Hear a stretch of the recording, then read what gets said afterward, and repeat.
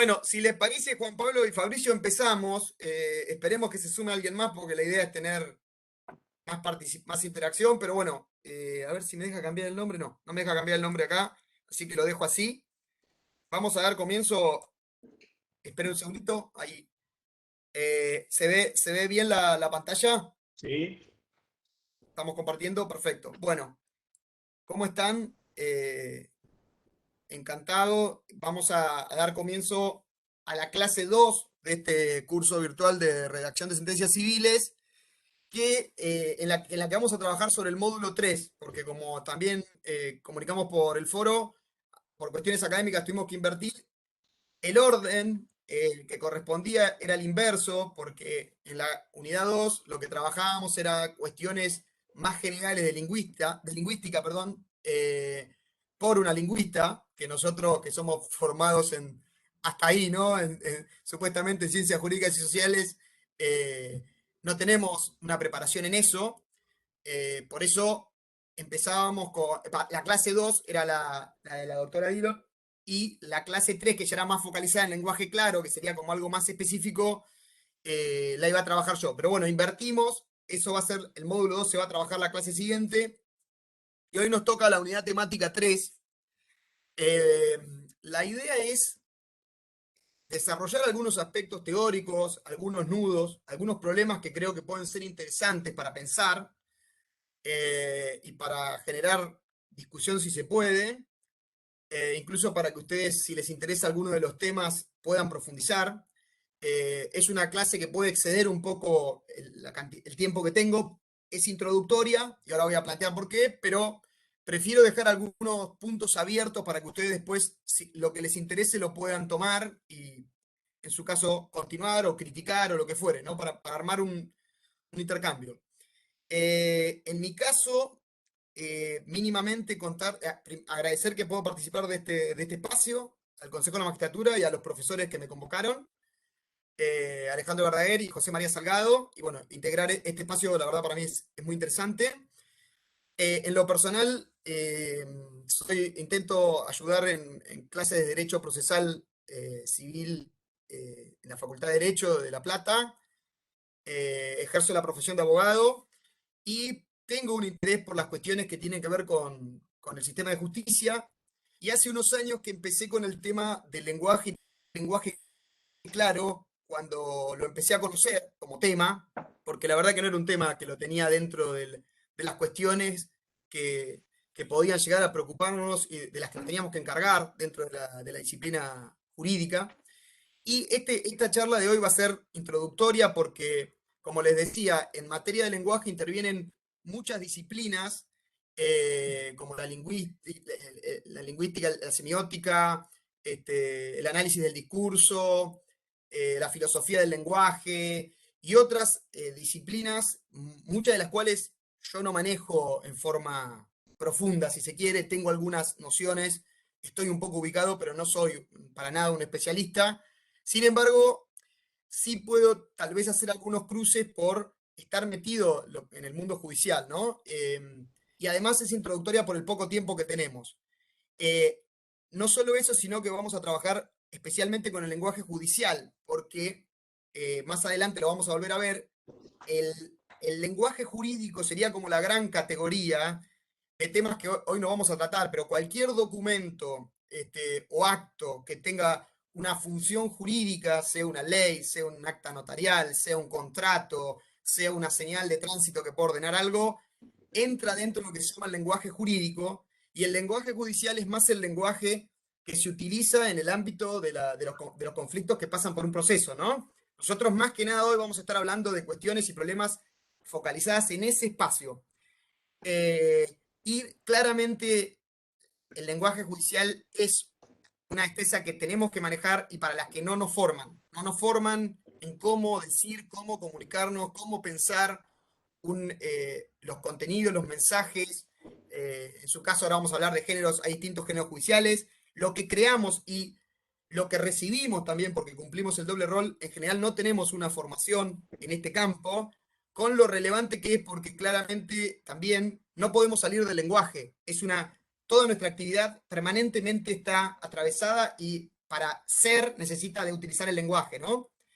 En mi caso, lo que me acercó acá, como les decía hace unos años, fueron dos cuestiones que después terminaron siendo una punta del iceberg porque me encontré con que hay problemas mucho más complejos y profundos que lo que a mí me acercó al lenguaje judicial, que era, por un lado, una despreocupación en general por cómo nos comunicamos, cómo escribimos, cómo nos dirigimos a otros en audiencias orales, cómo ordenamos los discursos, cómo los estructuramos. No lo veía como un tema que estaba en agenda, digamos, ¿no? No era un tema, si bien históricamente han habido estudios del tema del lenguaje, de la vaguedad, que todos los vimos en su momento, en Introducción al Derecho, en Filosofía del Derecho, las lagunas, los vacíos normativos, la ambigüedad y algunas cuestiones por ese lado, no se trabajaba en el lenguaje en sí y cómo utilizamos ese lenguaje, ¿no? Ese era un punto. Y el otro, que es un tema que en general me interesa, en, en cuanto al ejercicio del poder a través del lenguaje, ¿no? Porque hay todo un punto ahí para ver y vamos a trabajar, más allá que no nos vamos a ocupar de eso, de que no es fortuito en muchos de los casos el lenguaje oscuro, críptico, opaco que se utiliza en el mundo judicial por todos los operadores, ¿no? Empecé por ahí, yo tengo una tendencia también a verlo como un servicio y como un servicio público, y veía que esto tiene un impacto en el debido proceso. Desde ahí empecé, pero después me encontré, como le decía, acá abajo está muy esquematizado en forma muy breve, que tenemos problemas estructurales tanto en la concepción, en qué nos imaginamos, cómo visualizamos el lenguaje que utilizamos y cómo nos visualizamos como personas que crean y reciben lenguaje, cómo son nuestras competencias comunicativas, o cómo creemos que, a veces, cómo creemos que redactamos o que hablamos, y cómo usamos la comunicación. Las dos cuestiones, ¿no? Primero verlo como un problema o como un fenómeno en sí, después verlo en qué creemos que es eso y luego cómo efectivamente lo ejercitamos. Ahí están algunos de los puntos importantes que hacen a la comunicación, como el objeto de lo que comunicamos, la estructura, el registro lingüístico, la forma que tiene lo que comunicamos, los destinatarios, que hoy me van a escuchar hablar mucho de los destinatarios porque uno de los grandes ejes del lenguaje claro es pensar en los destinatarios y en destinatarios concretos a los que le dirigimos el discurso o lo que comunicamos, el mensaje que comunicamos, lo que fuere, y el estilo, ¿no? Por ahí estaba yo en los comienzos. Trabajar rápidamente con algunos fundamentos. Es evidente que cualquier conflicto, como le decía hace un rato, tiene como elemento central al lenguaje. Yo con lo que digo y con lo que comunico por cualquier canal y que sea, y con el código que sea, puedo tensar un conflicto, puedo escalarlo, puedo crearlo, puedo desescalarlo, puedo llegar a un punto de negociación, puedo entorpecer, puedo hacer mil cosas, puedo demandar si creo que ya no hay para el punto de vista de los abogados y creo que ya no hay nada más para hacer. Los jueces lo mismo, los jueces pueden trabajar con un lenguaje que haga que el caso, el conflicto se resuelva de una mejor manera, con las pruebas que son pertinentes para resolverlas y, bueno, y dicten sentencias a lo largo del proceso que vayan guiando a las partes para, de manera adecuada o no, pueden dictar sentencias oscuras que no se entienden. Bueno, indudablemente todos los que están en un conflicto necesitan del lenguaje para transitarlo y para gestionarlo y resolverlo, ¿no? Eh, en todas las disciplinas jurídicas están, en cualquier disciplina jurídica que quieran desarrollar, van a estar con el lenguaje enfrente de ustedes y con ustedes. El proceso se puede ver como una estructura comunicacional, donde podríamos armar quiénes son los que se comunican, en qué situación, puede ser desde la etapa inicial del proceso, la etapa de prueba, una etapa recursiva, un incidente. En cualquier cuestión podríamos armar un esquema de quiénes son los actores que se están comunicando y hay un proceso de comunicación que en general seguimos con el esquema de que habla uno, recibe el juez escucha, despacha, muchas veces da traslado, habla el otro y así, ¿no? Que eso es algo de lo que empieza a tratar de romper un poco la oralidad para que sea más directa la comunicación, que no sea un esquema que ya hoy en día parecería que lo podríamos superar y es hacia donde se está yendo con esta tendencia de oralidad. También es una gran barrera de acceso, por todo lo que vamos a ver, todos los problemas de la comunicación o toda la incomprensión, la oscuridad que se puede generar con el lenguaje, puede traer que las partes que no son expertas ni adiestradas ni utilizan el lenguaje judicial con asiduidad puedan estar afuera de lo que está pasando, no entender lo que se resolvió, no saber por qué se resolvió así, que no se tengan en cuenta sus intereses para, para resolver el conflicto, etcétera. Y en casi todos los procesos de reforma, la tendencia general que ahora vamos a ver al final, que se está un poco revirtiendo, es cambiar un código procesal por otro, pero no pensar, entre otras cuestiones, cómo se utiliza el lenguaje en esa codificación, ¿no? Cómo los operadores van a resolver, van a trabajar con esas normas. Simplemente se queda más que nada el plano normativo como si eso fuera suficiente para solucionar los problemas que vemos que existen en la administración de justicia. Y tenemos este es un punto que nos va a unir a lo largo de la conversación. En el sistema de justicia se dan innumerables fracasos comunicativos. Más adelante vamos a hablar qué es un fracaso comunicativo y cuándo la comunicación es eficaz, pero es muy frecuente que no haya una comunicación eficaz, que los que reciben los mensajes no comprendan y con facilidad seguro y si lo comprenden, tienen que hacer un esfuerzo para poder seguir los mensajes que reciben, ¿no? El hilo de comunicación en el que están. Suele ocurrir que los destinatarios son excluidos. Y como dato general del lenguaje judicial tenemos todo esto que también les comenté, opacidad, cripticismo, se usan arcaísmos, lo ven todo el tiempo, si ustedes están en contacto con cómo escribimos o cómo nos comunicamos, van a encontrar expresiones que son muy ritualistas, muy formalistas, ya no se usan, etcétera, ¿no? Tenemos toda una cantidad de problemas que no se hacen cargo del contexto de enunciación, del registro lingüístico, de para qué nos estamos comunicando, ni la coherencia interna y externa que tiene lo que decimos. Pero sin lenguaje no hay proceso, como decíamos, y tampoco puede haber un proceso, para mi punto de vista, un proceso justo o un debido proceso.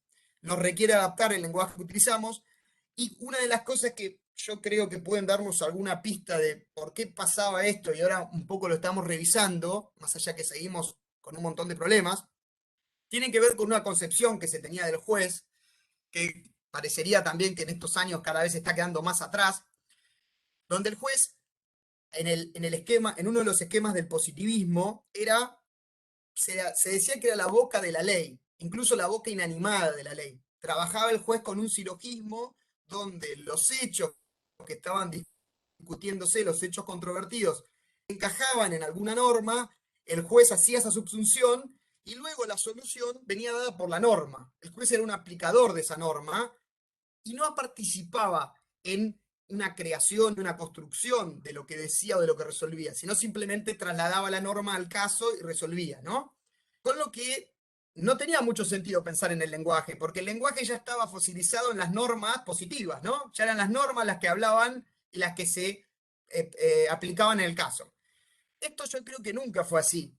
Pero bueno, en un momento el paradigma era este, entonces no había mucha preocupación por ir un poco más a ver cómo el juez creaba, cómo era el juez el creador de esos discursos o de esos mensajes.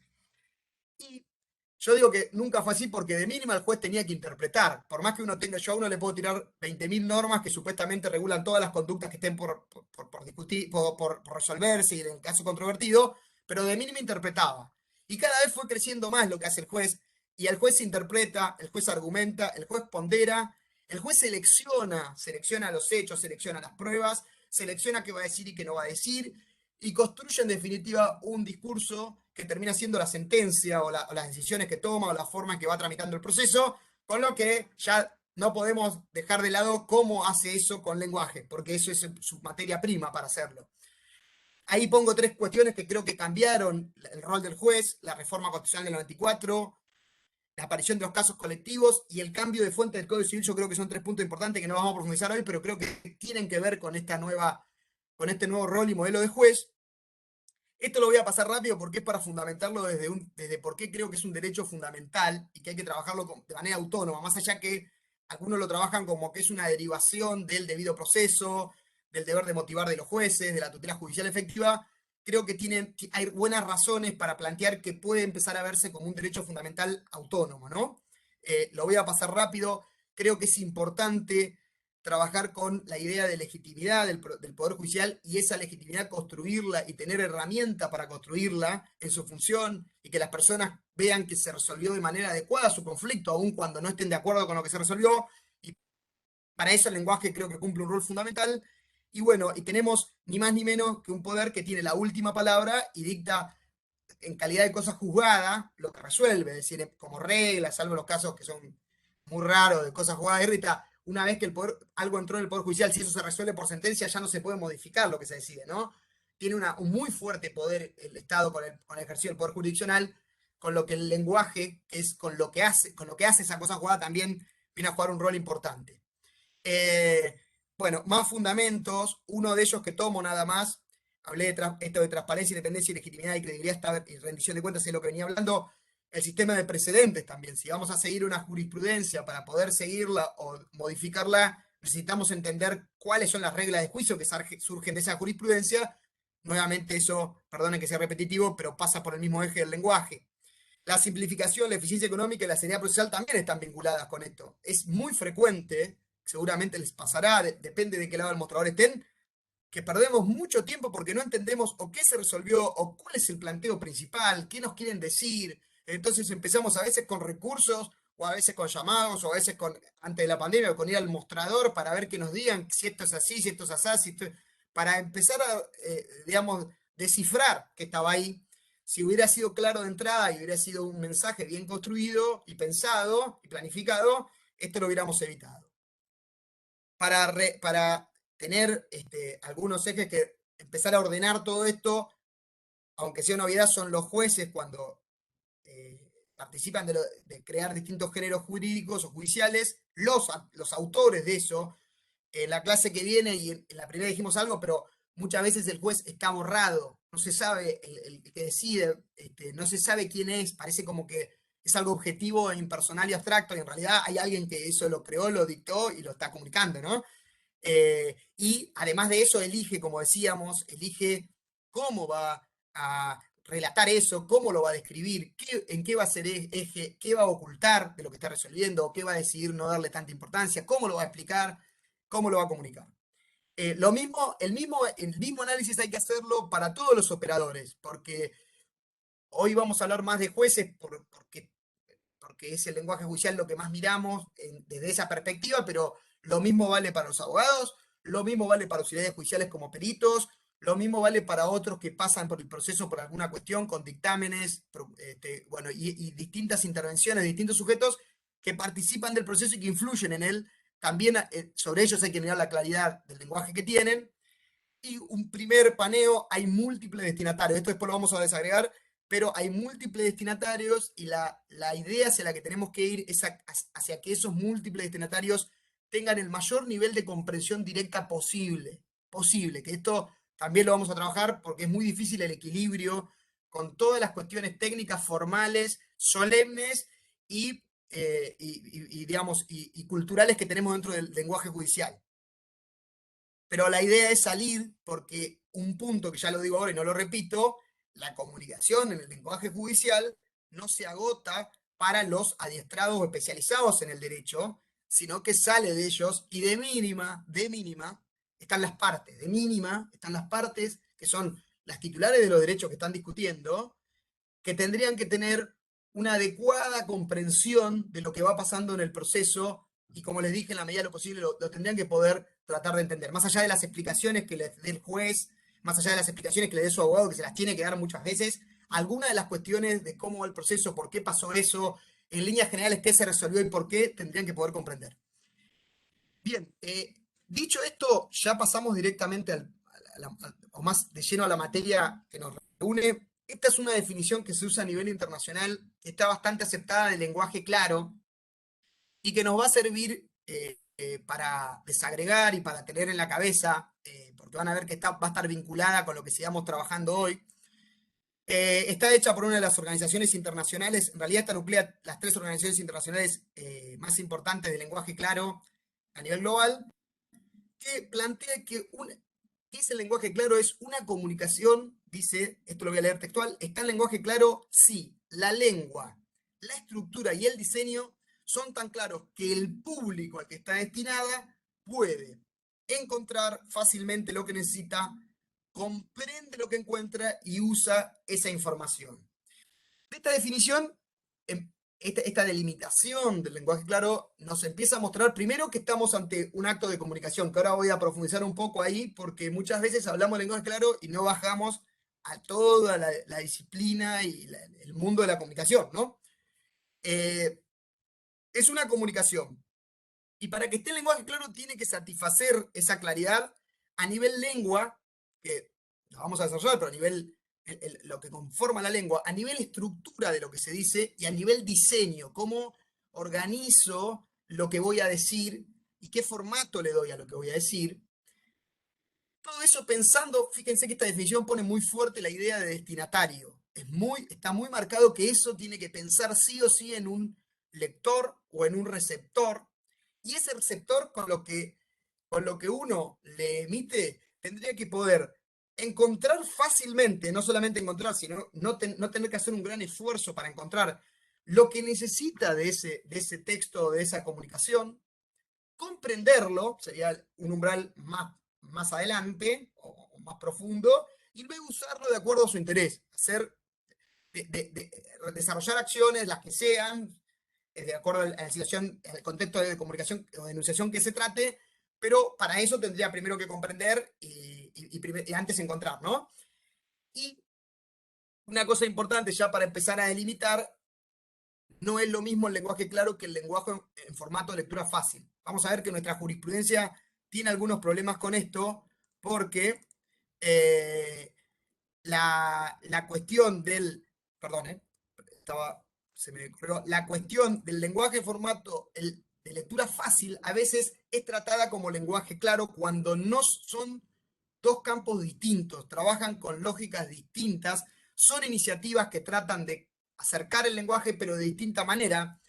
El lenguaje en formato de lectura fácil tiene una adaptación para un auditorio que tiene necesidades específicas, algunas veces son por algún problema cognitivo para comprender textos o por tener alguna discapacidad, se le adapta el texto, se hace otro texto, incluso muchas veces hay dos versiones de lo mismo, se usa maquetación, cómics, otras cuestiones que sirven para hacer más sencillo lo que se está comunicando, y se aplica a todo tipo de textos. Esa sería otra definición, otra diferenciación, porque el lenguaje judicial solamente, como dijimos al principio, se aplica en el ámbito judicial y el lenguaje jurídico lo mismo, para cuestiones que tienen efectos jurídicos, efectos normativos, etcétera, ¿no? Esta división es importante para empezar a abrir aguas en esta materia. Ahí se había trabado un poco el cursor.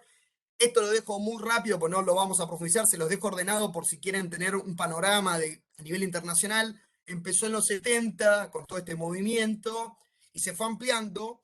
Empezó vinculado a cuestiones de derechos consumidores, información, después a cuestiones de cómo se comunicaba el Estado. Bueno, y después fue creciendo. Lo importante acá para nosotros, para nuestra ubicación como Estado argentino y para nuestra ubicación digamos, en Latinoamérica, tenemos hay como una vinculación con España que fue avanzando en estos documentos que acá les marco por la cuestión del habla hispana. También de ahí Latinoamérica empieza a avanzar. Chile es uno de los países que más seriamente avanzó en este campo. Y las cumbres judiciales iberoamericanas que acá pongo abajo fueron muy importantes en esta materia porque además que tienen cumbres específicas y está este grupo de lenguaje claro y accesible, han ido marcando pautas para los jueces en materia de lenguaje claro, y las reglas de Brasilia que trabajan sobre personas en ciertos grupos o personas en estado de vulnerabilidad han sido como las primeras que empezaron a hacer trastocar un poco cómo nos comunicábamos y a ocuparse de comunicarnos de otra manera con esos destinatarios. Perdón. Bien, algunas consideraciones sobre el lenguaje jurídico que lo distinguen, que por eso varios autores consideran que es un lenguaje específico, que se puede distinguir de otros lenguajes. En primer lugar, le decía, tiene un sistema de comunicación específico, es el campo general es el lenguaje jurídico y la subespecie que vamos a trabajar hoy es el lenguaje judicial.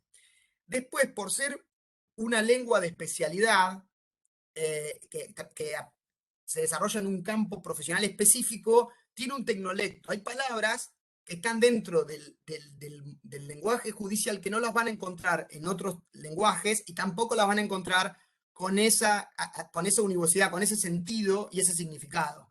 Por ejemplo, costas, por nombrar una, no sé, demanda, las palabras que tienen una carga propia y una carga técnica específica dentro de nuestro ámbito, que empiezan a armar un mundo de términos específicos. En general tiene una función normativa, porque norma conductas y resuelve conductas, y apelativa porque ordena. Esto tampoco se da en todos los campos, en todos los lenguajes.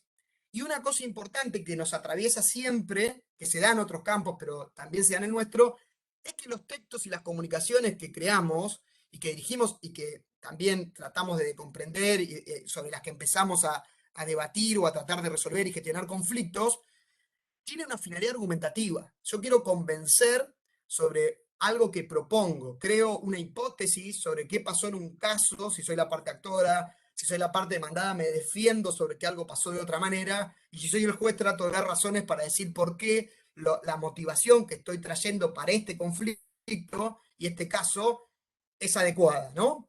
Permanentemente tratamos de resolver conflictos con elementos que argumentan para persuadir a otros que reciben nuestros discursos. También tiene una historia propia, hay toda una evolución, que por eso muchas de las cuestiones que nos tienen todavía atrapados en ritualismos, en formalismos, en la sombra del expediente, que más adelante vamos a hablar, tiene una historia propia, y eso hay que tomarlo, lo mismo que la cultura judicial, hay que tenerlo en cuenta, repensarlo y ver qué de eso podemos mejorar y qué tiene sentido que continúe, ¿no? Pero traemos una tradición y siglos que vienen de distintos derechos que tiene una incidencia en cómo nos comunicamos indudablemente. Después, en el lenguaje jurídico se generan o se elaboran distintos géneros discursivos. Está el género sentencia, y podríamos hacer subgéneros, sentencias simples o providencias simples, interlocutorias, definitivas, exhortativas. Podríamos hablar del género notificaciones y así, ¿no? Dentro de lo que comunicamos, podríamos trabajar con distintos géneros que nos obligarían a pensar cómo nos comunicamos en cada uno de esos géneros. Los últimos dos elementos distintivos que nos traen problemas para comunicarnos en general, que trabajan algunos profesores y están vinculados, son la intertextualidad y la procesualidad, que este término es medio raro, procesualidad, pero uno tiene que ver, y ustedes seguramente son conscientes de eso, perdón, la intertextualidad, que cuando se termina resolviendo, o a veces cuando se hacen planteos también, trabajamos con distintos textos que terminan conformando un texto único. En una sentencia, vamos a ver un poquito, si podemos, las partes de la sentencia. En los considerandos se trabaja sobre lo que dijo la parte actora, lo que dijo la parte demandada, puede haber alguna cuestión de un dictamen, puede haber alguna cuestión mínima de prueba y cómo quedó trabada la litis. Después se desarrollan en los considerandos las pruebas que se produjeron, se empieza a valorar esas pruebas. En las pruebas, por ejemplo, puede intervenir un testigo, puede intervenir un perito, que traen otros discursos que todos terminan ensamblados en una sentencia. Lo mismo puede ser en un planteo de cualquier ámbito del proceso de cualquiera de las partes, ¿no? Por eso intertextualidad, porque trabajan cruzados y amalgamados distintos textos. Y la procesualidad tiene que ver con que además a veces se integran distintas fases. En esto que hablábamos, en la sentencia definitiva, por ejemplo, la sentencia definitiva empieza a integrar distintas cuestiones, actuaciones, actos que pasaron a lo largo del proceso y pasan a quedar en uno solo como una gran síntesis de todo lo que fue el proceso. Estos dos puntos son importantes porque acá tenemos que tener mucho cuidado en cómo trabajamos en esta cohesión y en la coherencia que tengan estas distintas partes que metemos en un solo texto para que sea comprensible, ¿no?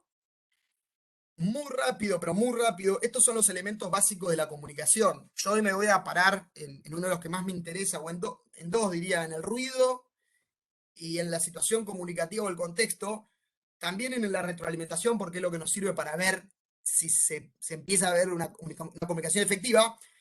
Pero recuerdan incluso estos esquemas están totalmente superados, hay mucha discusión si en realidad la comunicación se realiza de este modo, porque hay comunicación de los dos lados, porque no es que se lanza un mensaje, hay líneas que dicen que no alcanza con que el emisor lance un mensaje, sino que el receptor lo tiene que comprender y a partir de ahí podríamos decir que ha finalizado esa comunicación, pero en líneas generales hay un creador de un mensaje que decide qué decir, lo cifra en algún código. Pensemos en este caso, yo estoy hablando por internet, estamos hablando utilizando las computadoras como canal.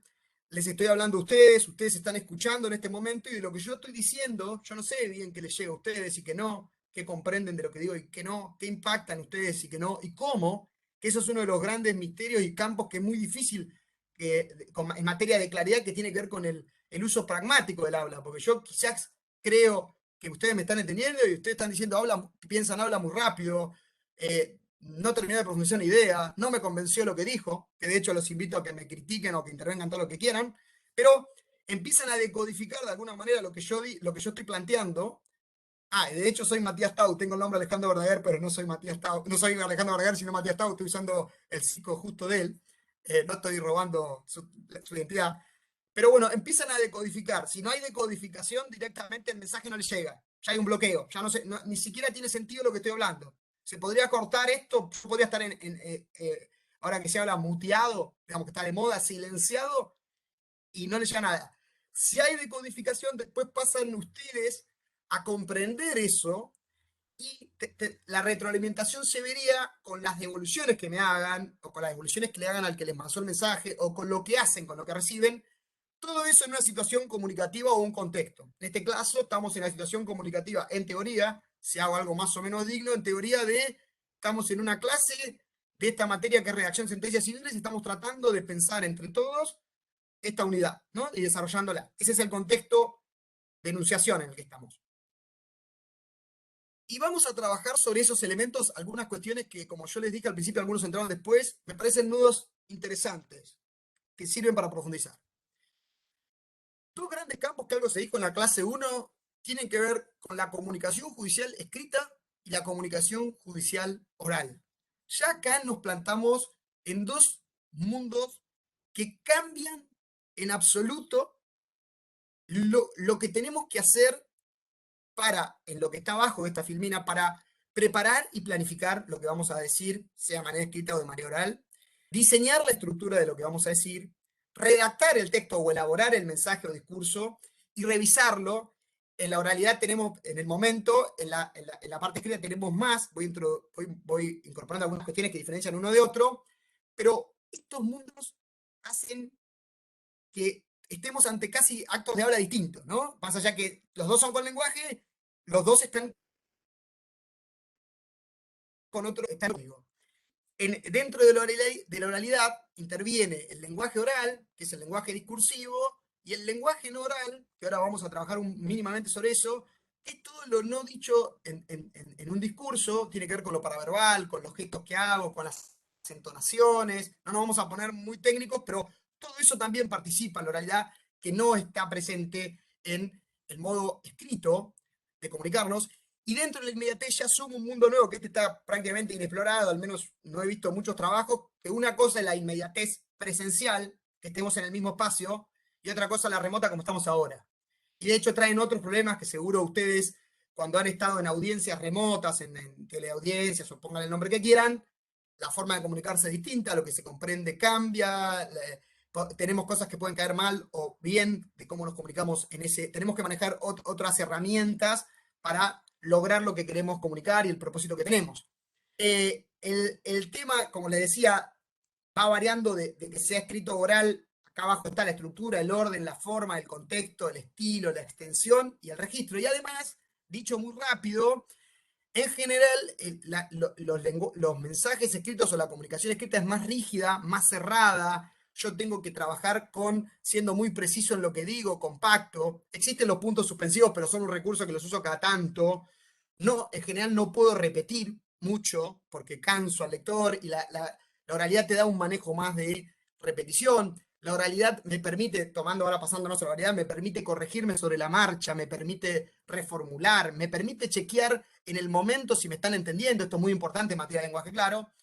En el lenguaje escrito yo lanzo un mensaje que hasta que el otro lo recibe, en la comunicación clásica, esta que le decía triádica del proceso, recién voy a saber cuando se da traslado o cuando se comunica, recién voy a saber qué recibió, y está mucho más dilatado, fragmentado temporalmente lo que van hablando las partes. Pero lo que es muy importante, y vuelvo a lo que dije hace un rato, es que en todos los ámbitos que hablemos y nos comuniquemos, sí o sí nos tenemos que hacer cargo de que hay que preparar y planificar lo que vamos a decir, que hay que dar un diseño y una estructura, que hay que saber, hay que pasar después a texto o a discurso eso que ya planificamos y en la medida revisar.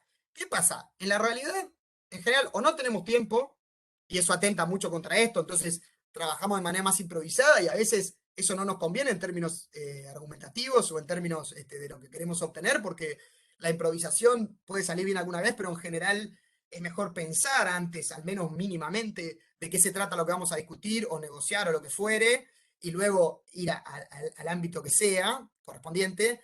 Eh, pero también los moldes, los clichés, que tiene que ver en algunos puntos con la falta de tiempo y en otros no, rompen con todo esto. Si yo trabajo con un cliché, todo esto no existe prácticamente. No tiene sentido plantearnos esto. Bien, acá entramos en algo que es muy importante que tiene que ver con la comunicación eficaz y su contracara negativa, que es el fracaso comunicativo, que es cuando no se da una comunicación.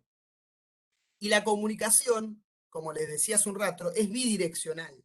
Están los dos polos, además que están interactuando permanentemente y que cambian de roles, para que haya una comunicación eficaz, tenemos que mirar al emisor y tenemos que mirar al destinatario y tenemos que ver cómo ellos dos interactúan y sienten los efectos de lo que está pasando. Y el emisor, de mínima, que esto es lo que en un punto se ve, pero por eso le decía también que es más profundo el lenguaje claro, de mínima tiene que trabajar adecuadamente a nivel semántica, sintaxis y gramática. Nosotros acá tenemos graves problemas, ya es lo básico del lenguaje, que hay gente que lo maneja y lo estudió y lo pulió, pero muchos de nosotros nos hablan de tiempo verbal y nos perdemos, la puntuación no siempre es la que corresponde, vamos a ver de párrafos un poco, o sea, hay un montón de cuestiones que no manejamos, que usamos términos que no van, inventamos términos, modificamos términos sin sentido. Ya en el nivel 1 tenemos problemas. Pero no alcanza con eso, no alcanza con manejar estos tres, este primer más, sino también que hay que pensar, como les decía, en las cuestiones que hacen adecuada, eficiente y eficaz la comunicación, que tienen que ver con el canal, con el código, con el registro, con lo que queremos comunicar, que se llama intención comunicativa, y el contexto. ¿En qué contexto estamos? ¿Es más formal? ¿Es menos formal? ¿A quién le estoy hablando? ¿Dónde estoy? Todas estas cosas que terminan teniendo eficacia en mi mensaje. Y el último, que es el más indeterminado, les decía hace un rato, tiene que ver con las reglas pragmáticas o retóricas del habla. Ya, por ejemplo, para ir a lo judicial y no a otros ámbitos que no sean judiciales, eh, lo canso, lo aburro, repito, copio cosas, eh, tengo citas innecesarias, hablo de otra cosa que no tiene nada que ver todo el tiempo, pierdo al lector en lo que digo, voy al grano. Cosas que en general las traigo estas porque son muy puntuales desde el punto de vista del que recibe como judicial una cuestión a resolver, que fui claro o menos claro, jugué limpio o no jugué limpio. Eh, y fíjense que estas son cuestiones, claridad no claridad, veracidad no veracidad. Son cuestiones que empiezan a jugar en la cabeza de una persona, pero de una manera que no sabemos bien, ¿no? Cómo le impacta y cómo las termina construyendo el que recibe. Pero juegan y terminan a veces estas cuestiones pragmáticas siendo más importantes que las anteriores o guiando la decisión o guiando lo que voy a decir sabiendo quién me va a escribir, quién me va a recibir o teniendo una intención desde acá para construir todo lo otro. Si eso se cumple desde el destinatario, y esto es muy complejo, sobre todo con las personas que no tienen formación judicial o no están adiestrados en este lenguaje, tendrían que poder interpretar y comprender el sentido literal, lo que le decía hace un rato, de codificar lo que les llega, y después, ¿qué me está queriendo decir y en este contexto? ¿Y por qué dijo eso? ¿No? Eso ya es lo intencional, lo que pretende el que comunica en ese contexto. Si se da todo esto, no hay comunicación eficaz. Yo creo que estarán pensando que, por eso hablé de fracasos comunicativos, hay muchos fracasos comunicativos. Estamos con muchos problemas de comunicación y no es por ser tremendista ni querer exagerar y aumentar el fenómeno de la comunicación, pero creo que muy pocas veces todo esto se da. A veces se da, afortunadamente, sobre todo cuando los procesos se llevan bien por todos los que intervienen de manera dirigente, pero hay una gran recurrencia de situaciones donde alguna de estas cuestiones falla y la falla comunicativa nos trae problemas en que no se cumplió lo que se tenía que cumplir con ese acto de comunicación.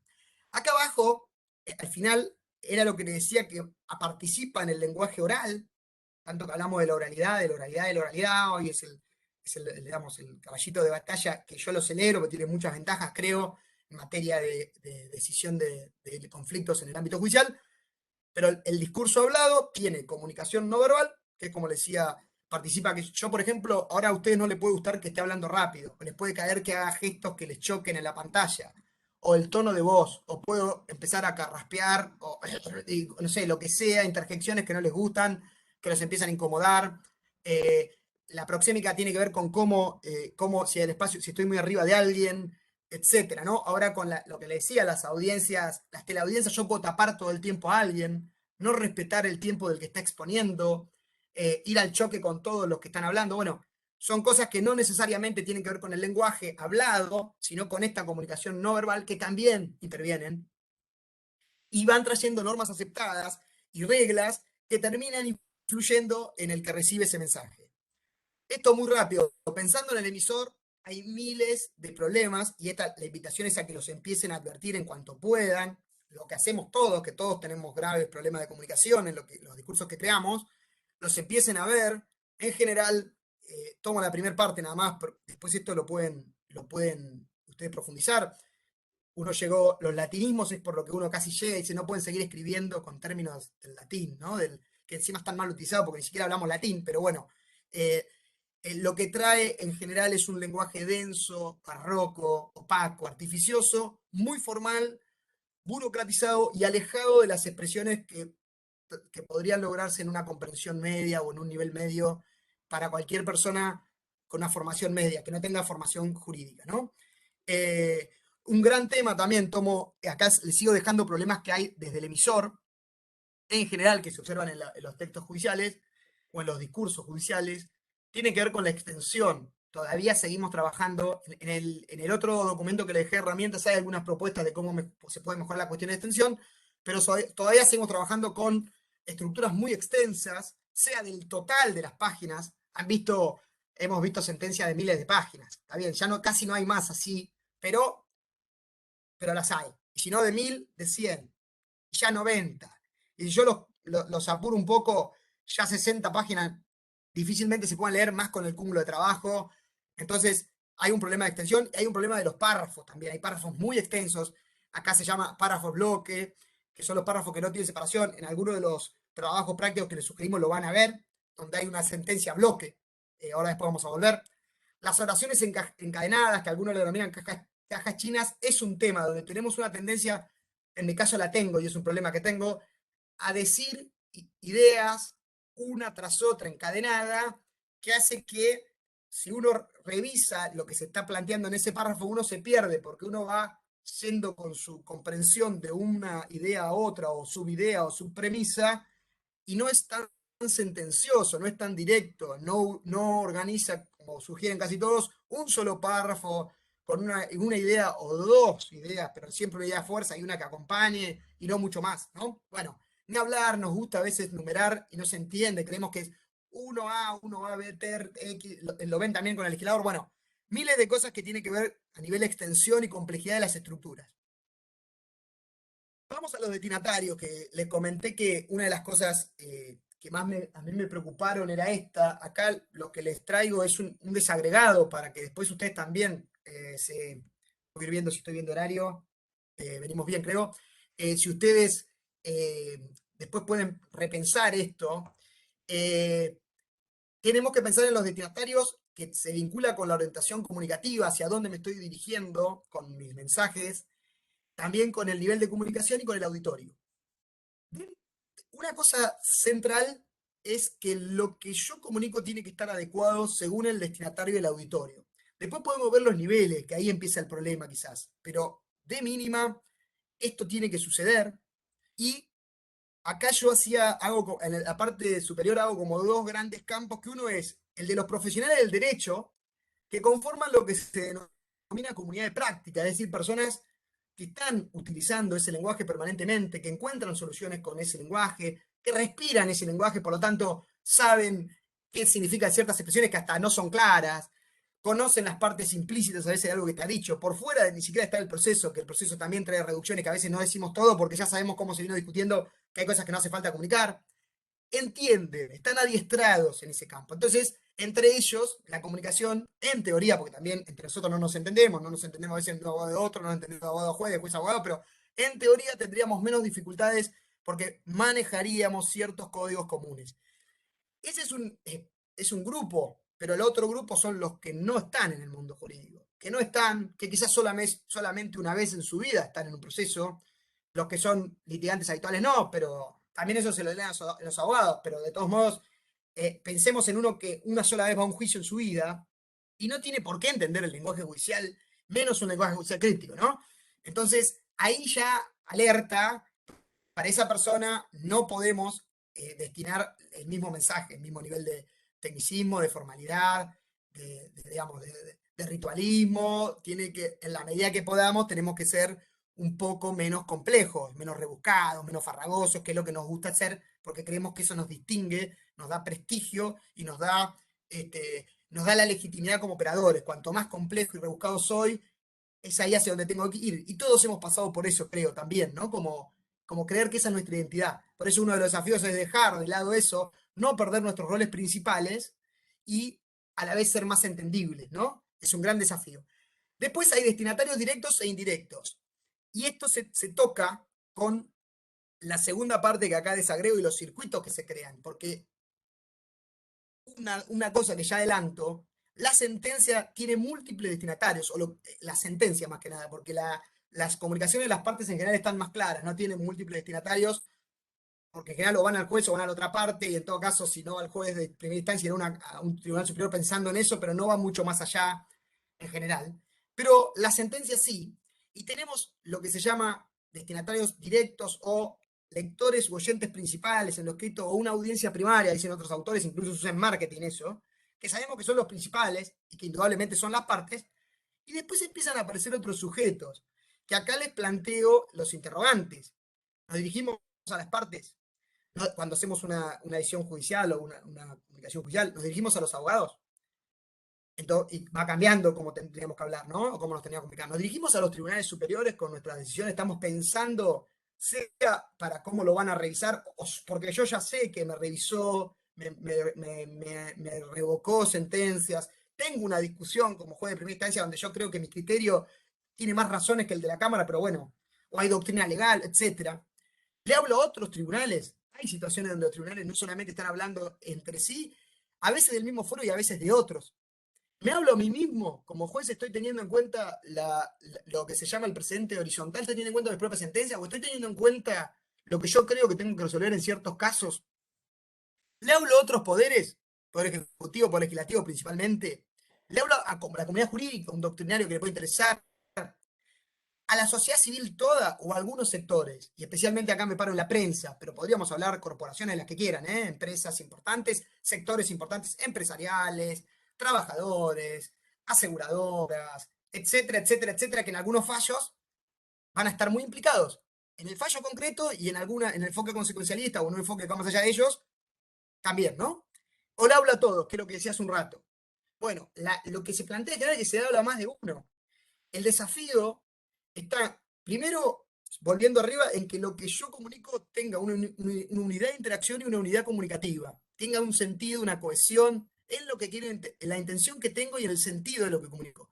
Pero a partir de ahí, si yo tengo más claridad, si bien no hay una regla ni nada, creo yo, esto lo digo a nivel personal, nada exacto, la mayor claridad puede abrir más juegos para más destinatarios.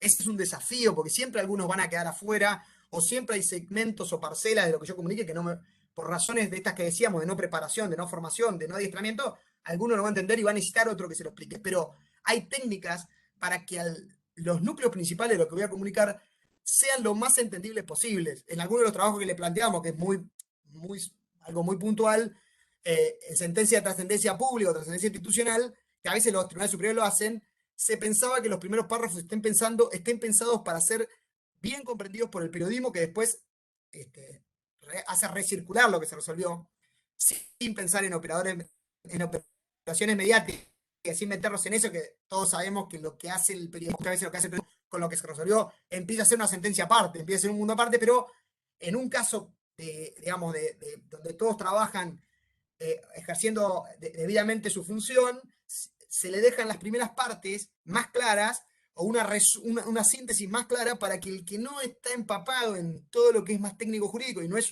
en este caso, un periodista especializado en judiciales, pueda saber qué se resolvió y pueda hacer una nota a partir de ahí razonable de cuáles son las cuestiones principales que se resolvieron y por qué, ¿no? Y después empiezan los circuitos, que acá también, así como le decía a quién me dirijo como juez, ya los circuitos, no solamente como juez, viéndolo de los dos ejes, está el circuito juez-abogado, o el binomio juez-parte, el binomio juez auxiliar de justicia-juez. Acá por volver a hablar, la relación juez-peritos es toda una relación en sí misma, donde el juez tiene que poder entender qué está diciendo el perito para resolver, el perito tiene que trabajar con los puntos que al juez le son pertinentes para resolver el caso, los puntos que requieran de una opinión, un dictamen especializado, ¿no? Bueno, dejo ahí, pero hay mucho más para hablar de esto. Los auxiliares de justicia traen otras complicaciones porque también comunican y también a veces tienen que cumplir algo que está en el caso y no entienden bien a veces la sentencia o hacen otra cosa con lo que se tiene que comunicar o se altera un poco en ese cumplimiento de lo que se decidió. Con otros funcionarios judiciales, los jueces, secretarios o las personas que organizan sus juzgados, internamente están todo el tiempo hablando, comunicando, resolviendo, gestionando, y ahí sí es el ámbito interno y es otro manejo como un gestor de su oficina, ¿no? Ahora está lo de la oficina judicial, puede traer otros actores, pero es lo mismo. El abogado con el cliente, el abogado con el cliente. Lo mismo si lo miramos juez parte, el abogado con el cliente abre todo un mundo distinto de comunicación.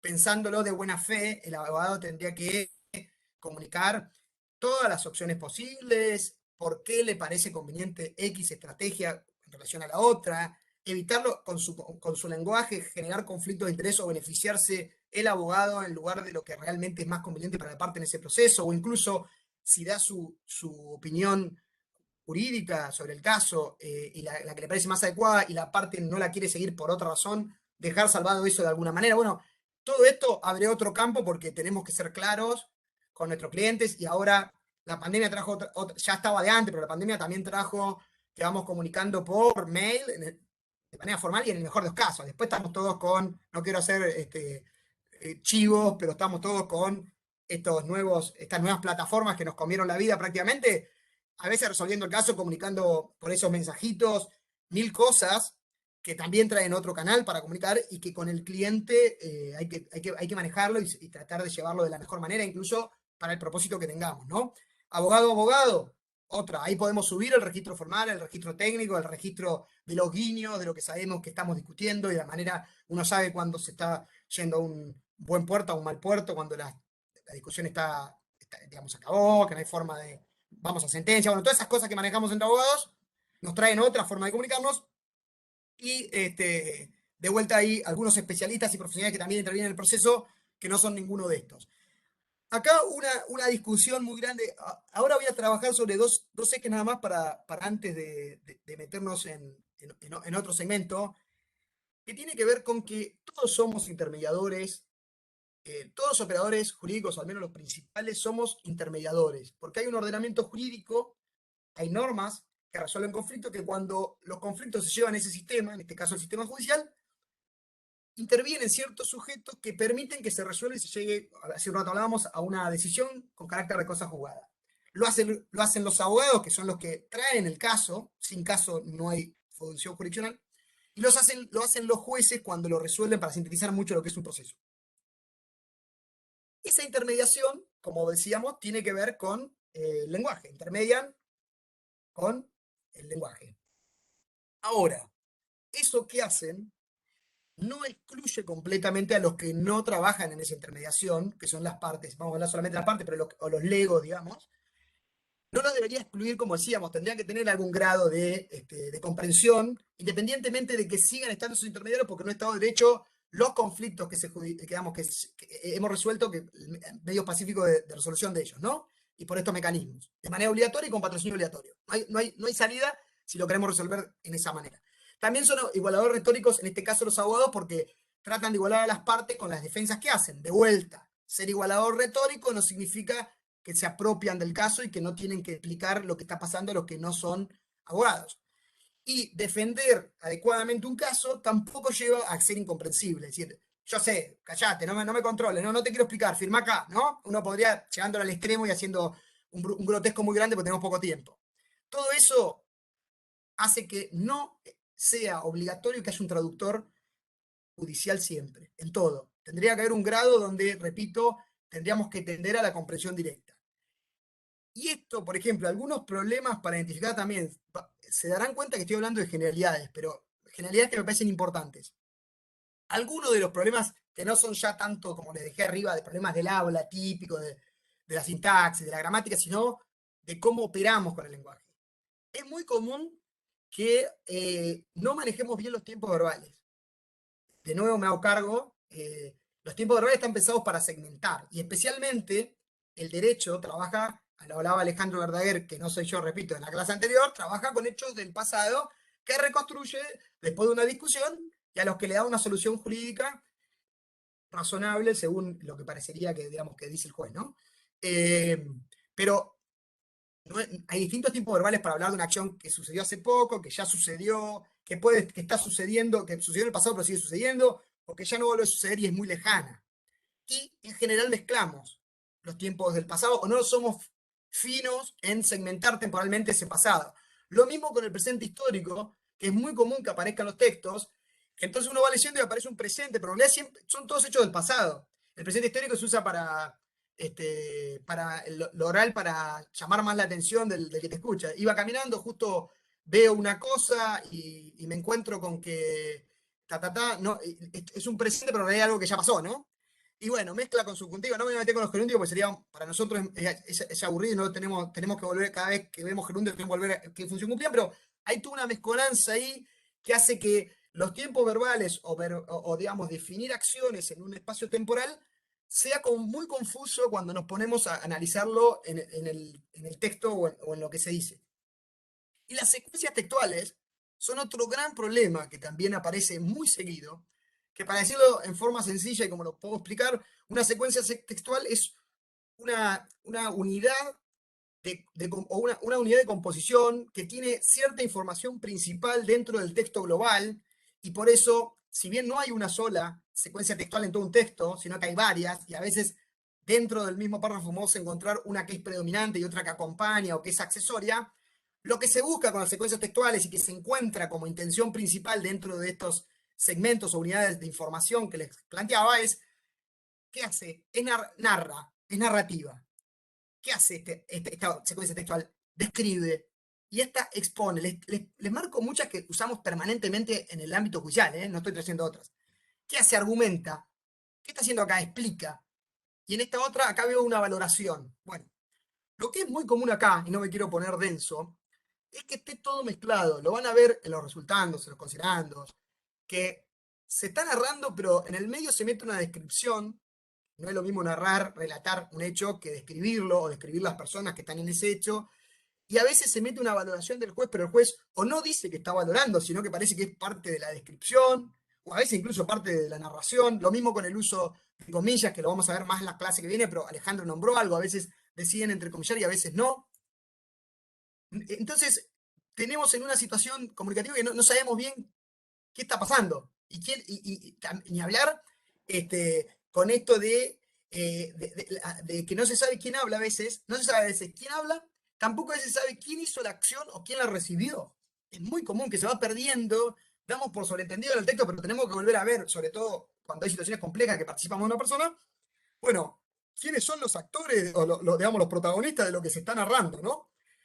Para tenerlo en cuenta, para tener cuidado también, si lo que queremos es cumplir con alguna de estas secuencias textuales, ser cuidadosos. 3 puntos y después sí vamos a entrar, uno de los objetivos de hoy era hablar un poco de cómo se hace esto, cómo se trabaja en lenguaje claro con sentencias, y yo les di para este espacio 5 sentencias con guía de lectura, que no se tiene que acabar hoy, podemos seguir charlando por el foro, o tenemos la última clase que es más bien práctica, que también nos puede dar un espacio para seguir discutiendo. Pero hay 3 puntos ya si nos vamos al destinatario, ya algo hablamos, pero me quiero parar en 3 que me parecen interesantes. Uno es el de la caracterización de las partes, y pensando en una adecuada caracterización de las partes. Especialmente en un momento donde saben que cada vez hay más sujetos específicos de tutela, se habla de sujeto de tutela preferente. O lo mismo, hay cada vez más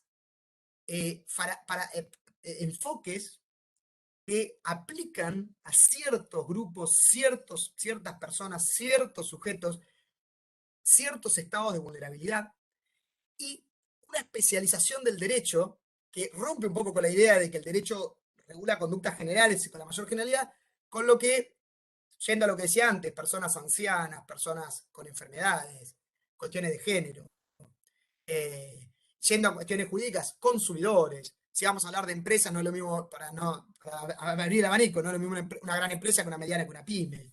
En trabajadores también podríamos. Miles de situaciones subjetivas que parece que requieren de una adecuada caracterización de esas partes y que no siempre es así, por exceso o por defecto. Porque a veces usamos un enfoque que en realidad uno cuando ve el discurso que lo quiere justificar y está motivando, no encuentra que realmente ese caso dé para ese enfoque. Y al revés, hay casos que se borra la subjetividad para no aplicar una protección que correspondía o un principio que correspondía. Se borra la subjetividad, a veces consciente y a veces inconscientemente, y parece que estamos ante otra persona, y las reglas para resolverlo son otras, ¿no? Y los principios también son otros. Un punto ese, tener cuidado si tenemos que caracterizar o no y cómo vamos a caracterizar a esas partes que están en ese caso concreto y que tienen especificidades, ¿no? En su subjetividad. El otro es el uso de la voz propia.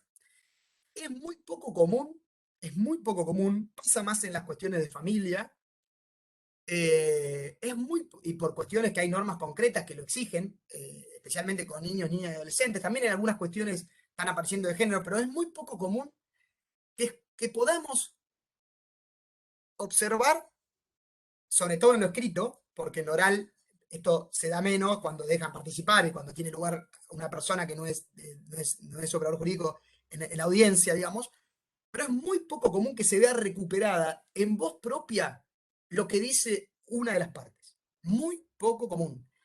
Y si está, entramos en la reestructuración, y muchas veces con un estilo de actuario, de qué dijo, o sea, qué dice que dijo el que transcribe, que no es lo que dijo la parte.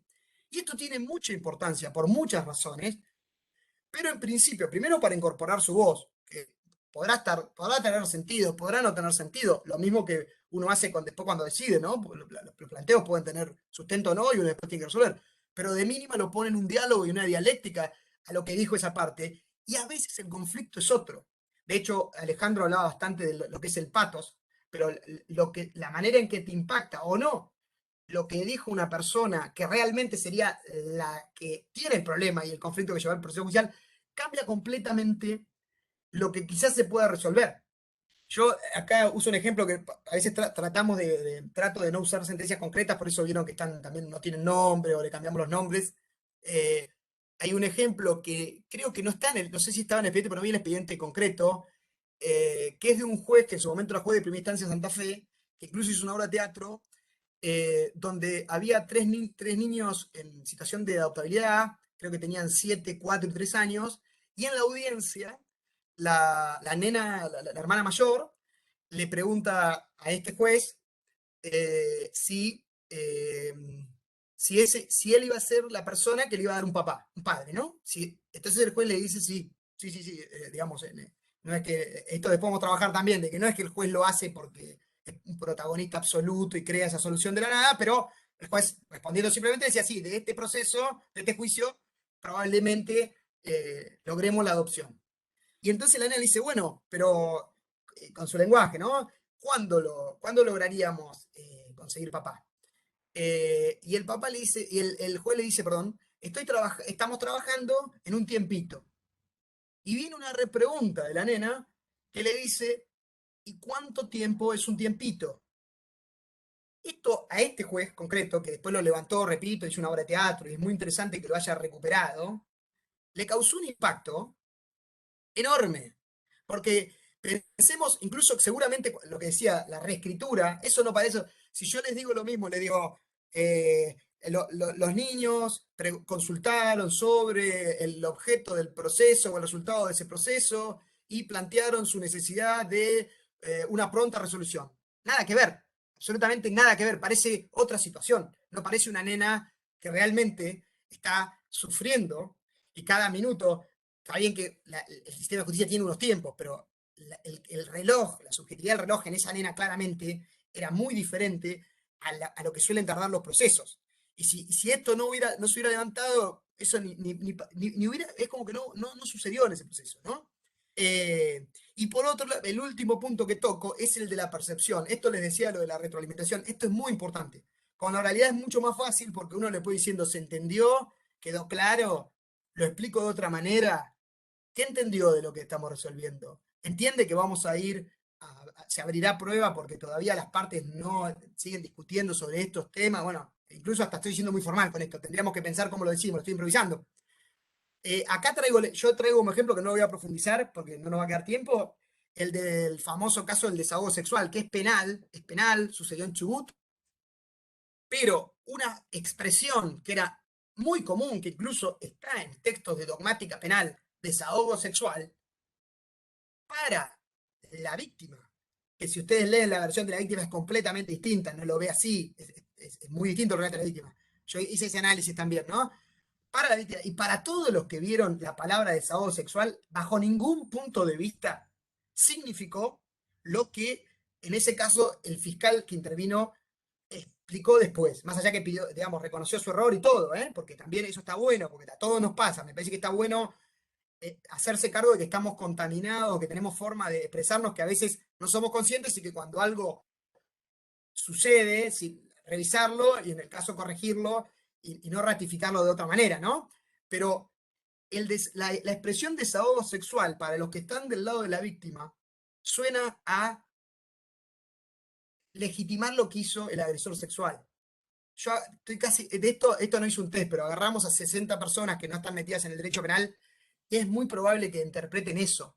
Por eso causa tanto estupor y encima hoy en día, ahora vamos a hablar de algunas cuestiones de comunicación, hoy en día otra razón por la que deberíamos tener cuidado con el lenguaje, todo circula muy rápidamente y se arman estas estampidas donde hay como lapidaciones digitales por dos palabras que son totalmente inadecuadas probablemente, pero por dos palabras puede ser eyectado y pasó un funcionario judicial. Eh, no fue pensado eso. ¿Y otra vez, cómo se recuperó que eso significaba y esa era la representación de casi todos los que estaban del lado de la víctima? Con la reacción que hubo. Si no había reacción, esto pasaba y era un pedido de juicio, era un pedido de juicio abreviado, quedaba eso y punto, ¿no? El Estado público lo levantó, eso también.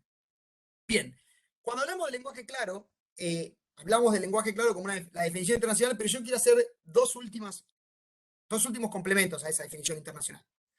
Uno dice, bueno, el lenguaje claro era eso, ¿cuál sería lo contrario? ¿Qué sería lo contrario al lenguaje claro? ¿Cuándo no hay lenguaje claro? Que vamos a ver un poco que no es lenguaje técnico, necesariamente no es lo contrario al lenguaje claro.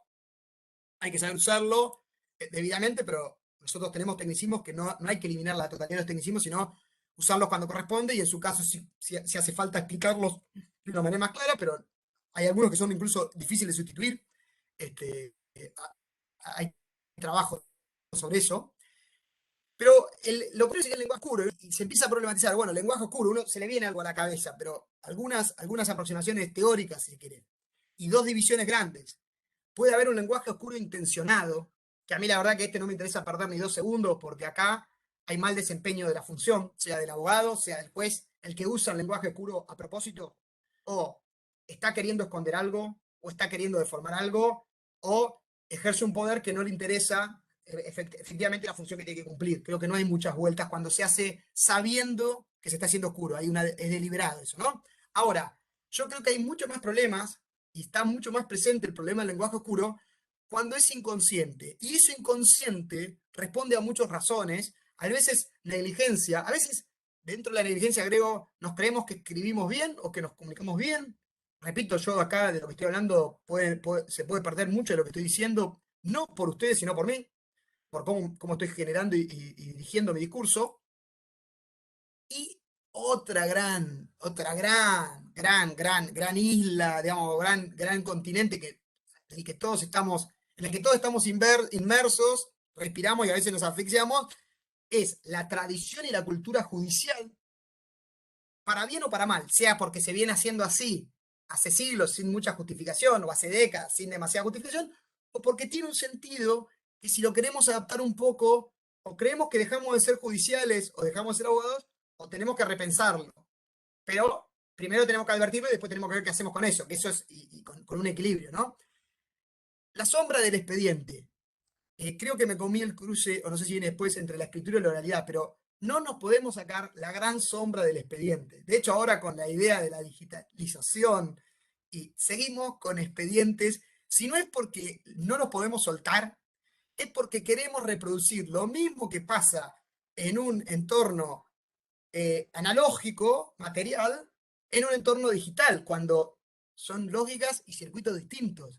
Y se debería comunicar distinto. No podemos salir de eso. Y todo lo que implica, ¿no? El expediente, que no lo voy a profundizar, lo tiene en la cabeza, así que lo dejamos ahí. Y el formalismo y la burocracia. Acá, la burocracia, lo dije un poco implícitamente, el formalismo es un gran tema a trabajar. Lo mismo con la solemnidad. No nos quedamos sin identidad por a veces bajar el grado, el nivel, porque ahí tenemos varas, ¿no? O digamos, tenemos como si fueran barras que podemos pensar de lo que estoy comunicando. ¿Hace falta que acá sea tan formal en esta parte? Porque seguramente hay parcelas o segmentos de los textos o de lo que decimos que sí tienen que tener una formalidad, porque también estamos atravesados por reglas, estamos atravesados por roles institucionales o legales, pero podemos moderar eso. Los ritualismos lo mismo, podemos ser hiper ritualistas o podemos tener un nivel aceptable donde el rito se conserva, pero de una manera más proporcionada. Creo que eso es un tema también a revisar cada vez que escribimos o que nos comunicamos y que podemos traer buenos aportes a partir de ahí. Por más que lo estoy diciendo de manera general, se imaginarán un montón de expresiones y cuando cerremos, si quieren, las hablamos, que le han pasado, que utilizan, que piensan, les preocupan, que no las entienden, etc.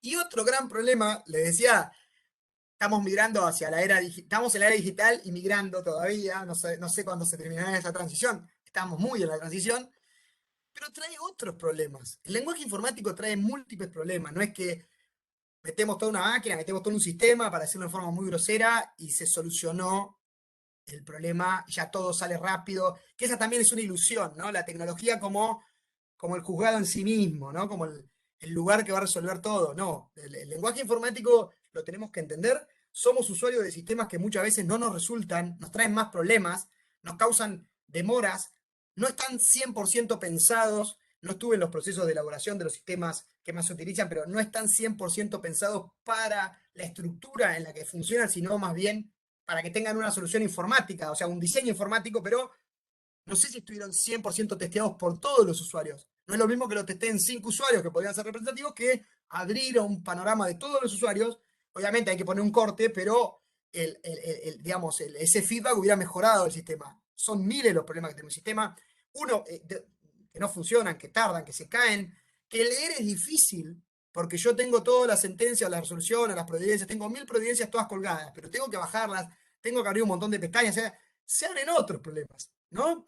Esto lo dejo porque no hay soluciones automáticas por la tecnología. La tecnología también requiere de un lenguaje que sea comprensible, que sea amigable para el que lo usa, que sea fluido, etc. Y esto, para localizar, terminar de localizar y dar algunas apreciaciones, los que hacen lógica y definiciones semánticas me matarían, pero todos estos ejes no son lenguaje claro. No son lenguaje claro. Volverme coloquial, incluso vulgar, que son volverme, digamos, volverme y de jerga están tocados, son distintos, ¿no? Uno es coloquial, que es un poco un habla que se entiende, otro ya lo vulgarizo, y otro ya me paso una jerga, ya me quiero poner en el lugar de la parte con la que estoy discutiendo y hablo como si fuera de ese entorno, de ese contexto de enunciación, de ese espacio. Eh, y acá vienen miedos, porque muchos de los que dicen, no, el lenguaje claro nos va a hacer que se banalice, que se trivialice, que se pierda rigor. No, no, porque no es esto. Esto no nos tiene que llevar a esto, el lenguaje claro. tenemos que ser claros, pero con otras herramientas que son algunas de las que venimos hablando. Tampoco hablamos, dijimos que no era el lenguaje fácil, que es el adaptado para ciertos universos o grupos específicos, ¿no? Con doble versión, con otras herramientas. Y tampoco es 100% científico técnico. Este es un problema a veces los que solamente se quieren quedar en una especie de tecnicismo inalcanzable hay un montón de conflictos que son bastante claros y que no hace falta ni lo técnico ni el sánscrito, que no sería técnico, pero sería súper ritual y solemne, no hace falta, ¿verdad? Hay un montón de conflictos que se pueden entender muy bien lo que pasó.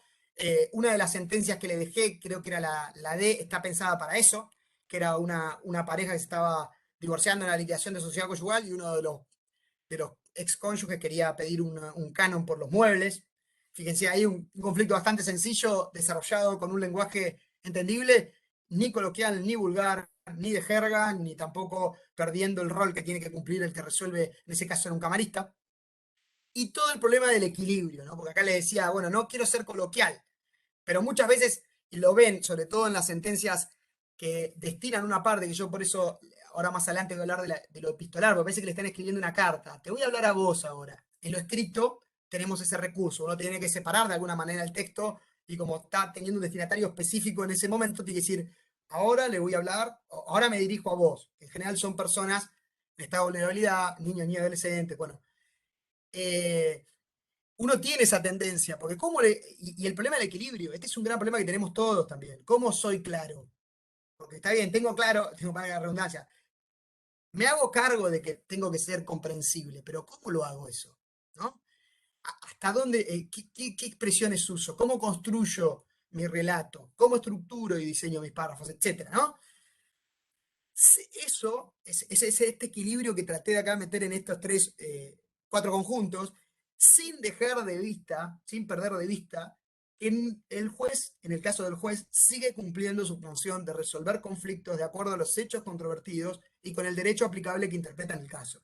Porque también van a ver, y acá se adelanta una discusión para ir pasando temas un poco desordenados, y por eso se los puse como disparadores, en muchas de las decisiones que serían claras, que se autodenominan claras, cuando uno lee la parte que está siendo clara, está siendo dirigida a la persona para la que se resolvió el conflicto, o no tienen ningún fundamento normativo, ni siquiera una expresión de acuerdo al derecho aplicable, ¿no? De acuerdo al derecho vigente, algo así muy cortito como para que se entienda que el juez no crea de la nada, sino que está aplicando normas. O no relatan bien lo que pasó o no explican las cuestiones principales de los hechos por lo que resolvieron eso. O sea, hay como un recorte ya demasiado brutal de lo que se está comunicando de manera clara y entonces se empieza a preguntar, bueno, pero esto termina siendo claro o termina siendo una síntesis para que me entienda, pero no estoy explicando el conflicto, ¿no? De algún modo. Bueno, competencia comunicada ya hablamos, es todo lo que tiene que cumplir una persona que dijimos como emitor o como receptor, pero sobre todo estamos del lado del emisor ahora, los distintos ejes que tiene que cumplir. Repito, el lenguaje especializado y las formas van a seguir estando, siempre van a seguir estando en el derecho por cómo está como campo y como saber y como disciplina, pero trabajar con un uso adecuado y dosificado. Y si logramos todo eso, parecería que se va a garantizar la accesibilidad comunicacional, o sea, tenemos más chance de que nos entiendan.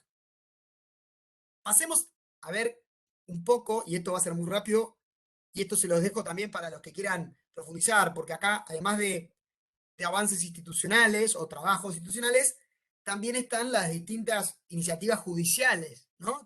Los que están del lado y que ustedes tienen vocación de integrar la magistratura, pueden ver, hay distintas experiencias, muchas son aisladas y otras empiezan a tener un acompañamiento institucional de los tribunales superiores, pero se los dejo solamente citado, y acá esto no va a ser claro porque tiene un abuso de información, pero solamente para que vean que hubo un inicio a nivel institucional y de políticas públicas, hubo un inicio en los 2000, en otra época, neoliberalismo, eficiencia económica, eso se buscaba, es uno de los ejes del lenguaje, como les decía, pero fue lo primero que aparece en la Argentina, año 2000. Después, esto es sin orden cronológico, yo rescato acá algunos profesores, especialistas, licenciados que trabajan en esto, que vienen trabajando en esto, por si quieren buscar sus trabajos. Algunos están en la bibliografía. Y después se empieza a trabajar o de centro, empiezan los centros de capacitación, uno de los primeros que fue pionero en esto fue Córdoba, eh, y empiezan a aparecer iniciativas públicas recién en 2017 con esta aparición en el Senado, hubo una discusión ahí, bueno, y no los voy a aburrir, pero de ahí empieza a crecer, la red de lenguaje claro argentino se crea en el 2018, empieza a aparecer en la discusión Justicia 2020, aparece como un eje, y ahí ya estamos con un tema que empieza a ser preocupación al menos. Antes ni siquiera estaba como en el ámbito políticas públicas, ni estaba, era un tema de preocupación explícita al menos.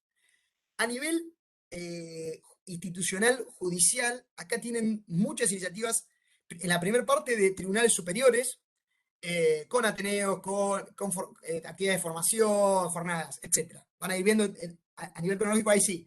Y colegios de abogados que también trabajan para formar a los profesionales que integran esos colegas, sus colegiados, digamos, para irles dando herramientas o discutiendo. A nivel legal, tienen acá varias leyes, las primeras empiezan siendo puntuales, tocan alguna cuestión del lenguaje claro, perdón, en materia de familia, alguna cuestión de las sentencias tienen que ser claras, empiezan a trabajar desde esa tónica. En la provincia de Buenos Aires tenemos una importante que todavía está en implementación, que es esta del 2020, que ya lo ponen los tres poderes, le marca a los poderes que es un deber autorregularse, bueno, lo dejo ahí desarrollado. En Nación está este de buenas prácticas. Otras iniciativas, el Código Procesal Modelo de la Ciudad del 2014 fue seguido por después otras experiencias. En Río Negro es lo primero que hubo a nivel legal en la Argentina, cuando se hizo esta Carta de Derechos Ciudadanos siguiendo una experiencia española, y ahí tenemos compendiado, sin entrar en detalles, lo legislativo. Acá sí me quiero parar, ¿por qué? Porque los proyectos de reforma procesal, esta es una opinión personal, hasta el Código Procesal de Chubut no trabajaban con el eje lenguaje claro como un problema en sí mismo, como les decía, como un problema que se tiene que incorporar a la regulación de los procesos, sino que tenían alguna previsión. El anterior proyecto de la provincia de Buenos Aires tenía un principio, pero por ejemplo, el anterior proyecto nacional, que esto seguramente es muy probable, si no perdió un estado parlamentario, que no van a prosperar ya por los cambios que hubo, solamente se dirigía al juez y está bien, era un deber del juez, pero quedaba ahí. En cambio, el de Chubut y el actual que todavía está en discusión de la provincia de Buenos Aires, eh, y ambos están en estado parlamentario, ninguno obviamente tuvo sanción. El de Chubut está todavía en discusión con alguna crisis institucional que tiene la provincia y cuestiones por definirse de integración del Tribunal Superior. Bueno, no viene al caso, pero está recién en estado incipiente y la provincia se está discutiendo todavía en foros. Pero empiezan a fijar que el deber es para todas las partes, trabajan también con las notificaciones, recogen lo que le decía la Ciudad de Buenos Aires, que no solamente son los términos, sino las estructuras gramaticales. El de la provincia de Buenos Aires va un paso más, y una de las discusiones que vamos a tener al final, dice qué función cumple, que es explicativa, que esto es uno de los problemas que muchos resisten del lenguaje claro, dicen que solamente sería una explicación y que no forma parte de la sentencia, es una posición posible. Dice que es para todas las sentencias, así como el de Chubut dice que todos los sujetos procesales. Acá después teníamos que ver qué va a pasar, ¿no? Porque como pasa muchas veces, tenemos deberes, al día de hoy tenemos un montón de deberes que tienen que cumplir las partes o los jueces que después en la práctica quedan como declaraciones, ¿no? Pero a lo que voy es que pasó a ser una matriz dentro de la estructura de los procesos. Ya no es un tema lateral o puntual, sino que tiene otra presencia en la regulación de los proyectos de proceso. Esto a nivel judicial, para los que tengan interés, en la ciudad de Buenos Aires empezó, ahí nombro la jueza del juego 13 en lo penal contradiccional y faltas, que tuvo bastante, el juez de primera instancia en lo civil número 1, y hay experiencias que incluso que hicieron documentos, van creando, que acá algunos hemos tenido discusiones, hasta van creando páginas web de YouTube, van subiendo lo que hacen, tienen distintas fuentes de consulta, que adelanto es todo un problema también, porque cómo se comunica y por cuántas fuentes se comunica, por cuántos medios nos comunicamos como organismo judicial, no necesariamente trae el mejor resultado en materia de comunicación, pero hay jueces que están avanzando y haciendo o dictándose normas o reglas o manuales para sus propios juzgados, publicándolos, etcétera, ¿no? Y hay jueces individuales que en sus propios juzgados trabajan permanentemente con sentencias para volverlas más claras, como algunos de los que también nombro acá. Y acá, disculpen, a ver cómo venimos. Bien, así dejamos unos 20 minutos para charlar entre todos. Acá ya pasamos al hacer. Esta es la finalidad principal que tenía, espero al menos llegar a una sombra de esto, que teníamos en el grupo este de profesores, de ver, bueno, ¿y cómo se hace esto? Porque la dimensión del hacer es toda una dimensión en sí misma siempre, tiene mucho más esfuerzo pasar a la praxis las ideas que uno tiene, y en el lenguaje que, como hablábamos, es de práctica, es de retórica, es de uso más, ¿no? O al menos es ese nivel, ¿no? Que no se puede solamente pensar, sino, bueno, a ver qué hago con mis decisiones, qué hago con lo que comunico, con mis textos, con mis discursos cuando son orales. Lo que más tenemos en Argentina, paréntesis, la primera eh, la primera noticia que tenemos, que uno dice, bueno, después de tanto tiempo de una noticia con lenguaje claro, que en 2014, pero que estamos, digamos, los tribunales vienen funcionando de mucho antes que el 2014, pero esa fue la primera, en un caso del artículo, del antiguo artículo 152, ¿no? De la inhabilitación que teníamos antes en el antiguo Código Civil.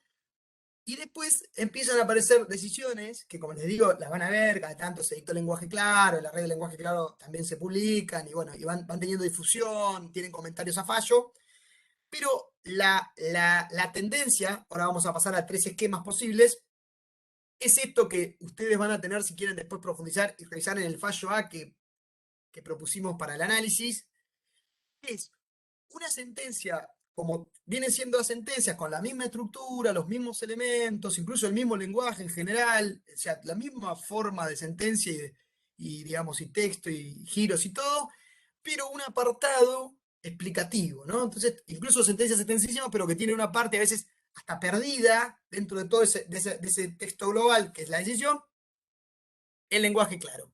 Y acá ya adelanto, esta también es una posición personal, el lenguaje claro no tiene que ir hacia una división, duplicación, segmentación de algo específico, o deberíamos tratar de lograr, quizás ahora estamos en una etapa de desarrollo, quizás no, quizás esto que estoy hablando yo nunca suceda tampoco, no hay que descartarlo, hay también, en este tema hay resistencias, hay conflicto, hay discusión, hay mucha discusión, a veces explícitamente puestas las sentencias, a veces no. Eh, la sentencia tiene que ser clara, toda clara, en esto que decíamos, pensarla completa, pensarla en cómo la estructuro, qué forma tiene, cuál es mi propósito, por qué estoy resolviendo esto, cuáles son las cuestiones principales que estoy resolviendo y de qué manera las formulo, desde ya cómo las justifico con el lenguaje, etcétera, ¿no? Pero no pensar en que esto, en que hago como un apartado o un algo aislado micro, pequeño para decir, bueno, y ahora te explico. No. Eso debería surgir de toda la decisión, que debería ser única y en la mayor medida de lo posible clara, ¿no? Esa es la versión única y clara, esa es la tesis. Eh, Esto no siempre suele suceder. Acá un ejemplo que no es con los que trabajamos, pero fíjense, este, este fallo, que es un fallo real, era un caso de alimentos. La sentencia dice, soy clara y este punto en general los jueces o cualquiera de las instancias hacen esto. Te voy a explicar ahora, y como le decía, direccionan a quién, pero fíjense que lo principal que está decidiendo, lo principal, al margen que hay cuestiones formales, técnicas que puede ser que sean difíciles de entender por la parte, y bueno, independientemente que se explique o no su abogado, lo principal sería, bueno, ¿y cómo tiene que cumplir el deudor alimentario lo que se está decidiendo?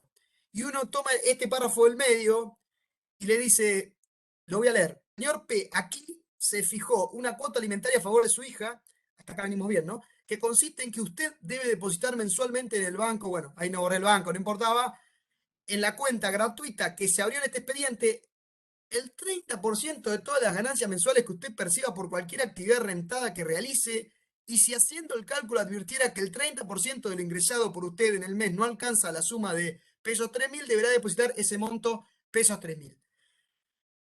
Quizás se entienda, nosotros estamos más acostumbrados a este tipo de redacciones, pero una relectura exige, que esto es lo que en la medida posible tenemos que tratar de evitar.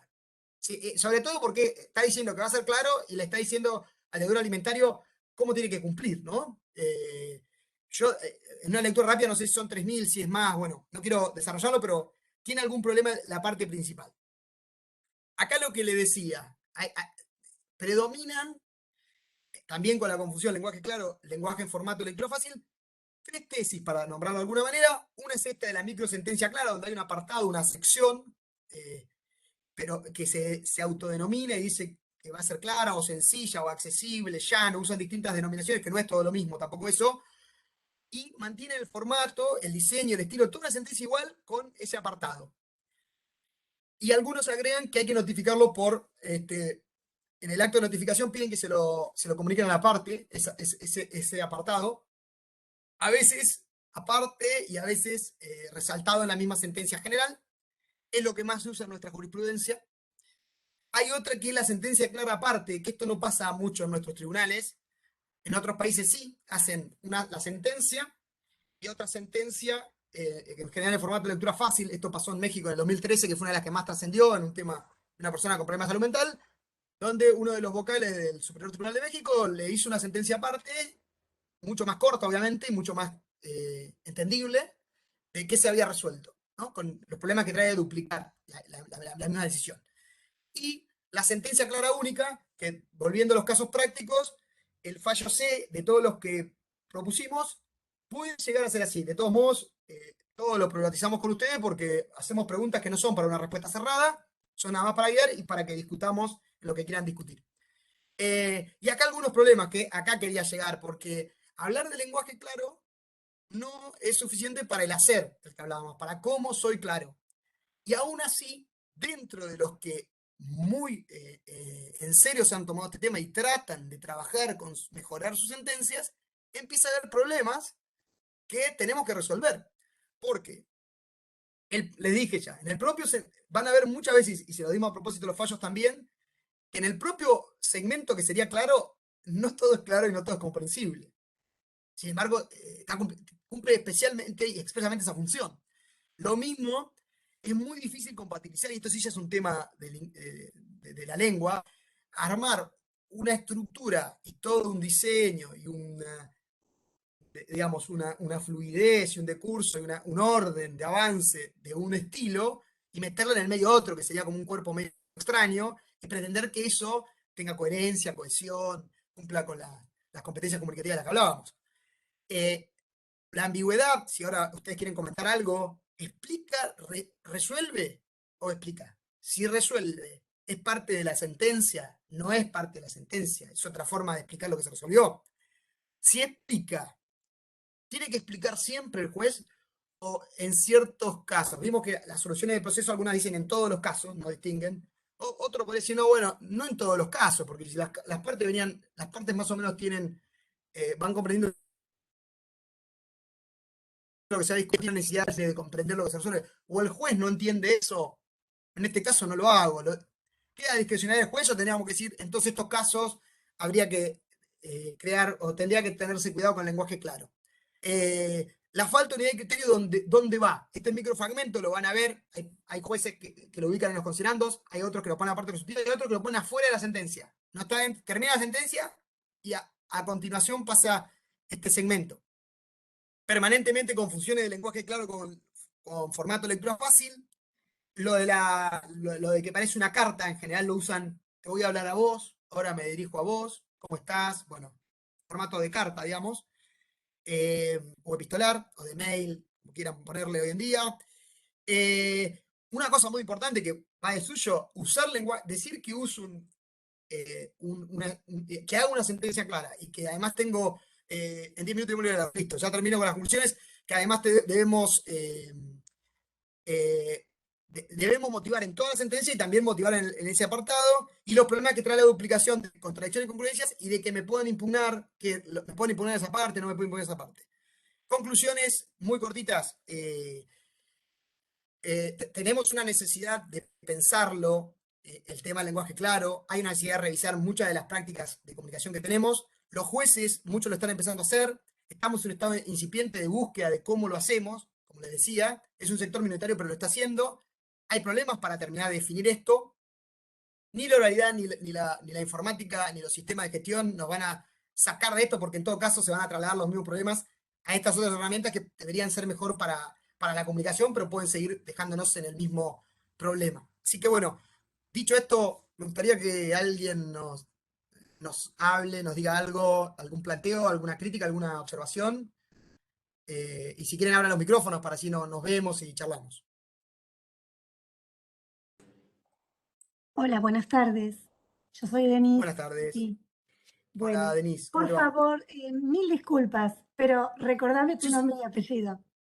Mi nombre es Matías, ese es un problema que aclaré 2 veces porque estoy desde el Sí, circo del pero yo profesor entré Verdaguer. tarde.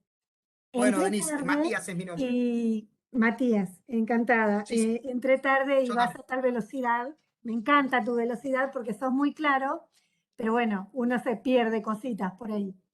Sí, no Eh, está bien, no está bien, no está bien de mi parte. No, no, pero sos sumamente claro, está bárbaro porque además me parece que el tiempo está muy compactado y vos tratás de Claro, hacerlo sustancioso y realmente vas concatenadamente, vas siendo muy sucesivo. A mí me pareció muy, muy criterioso.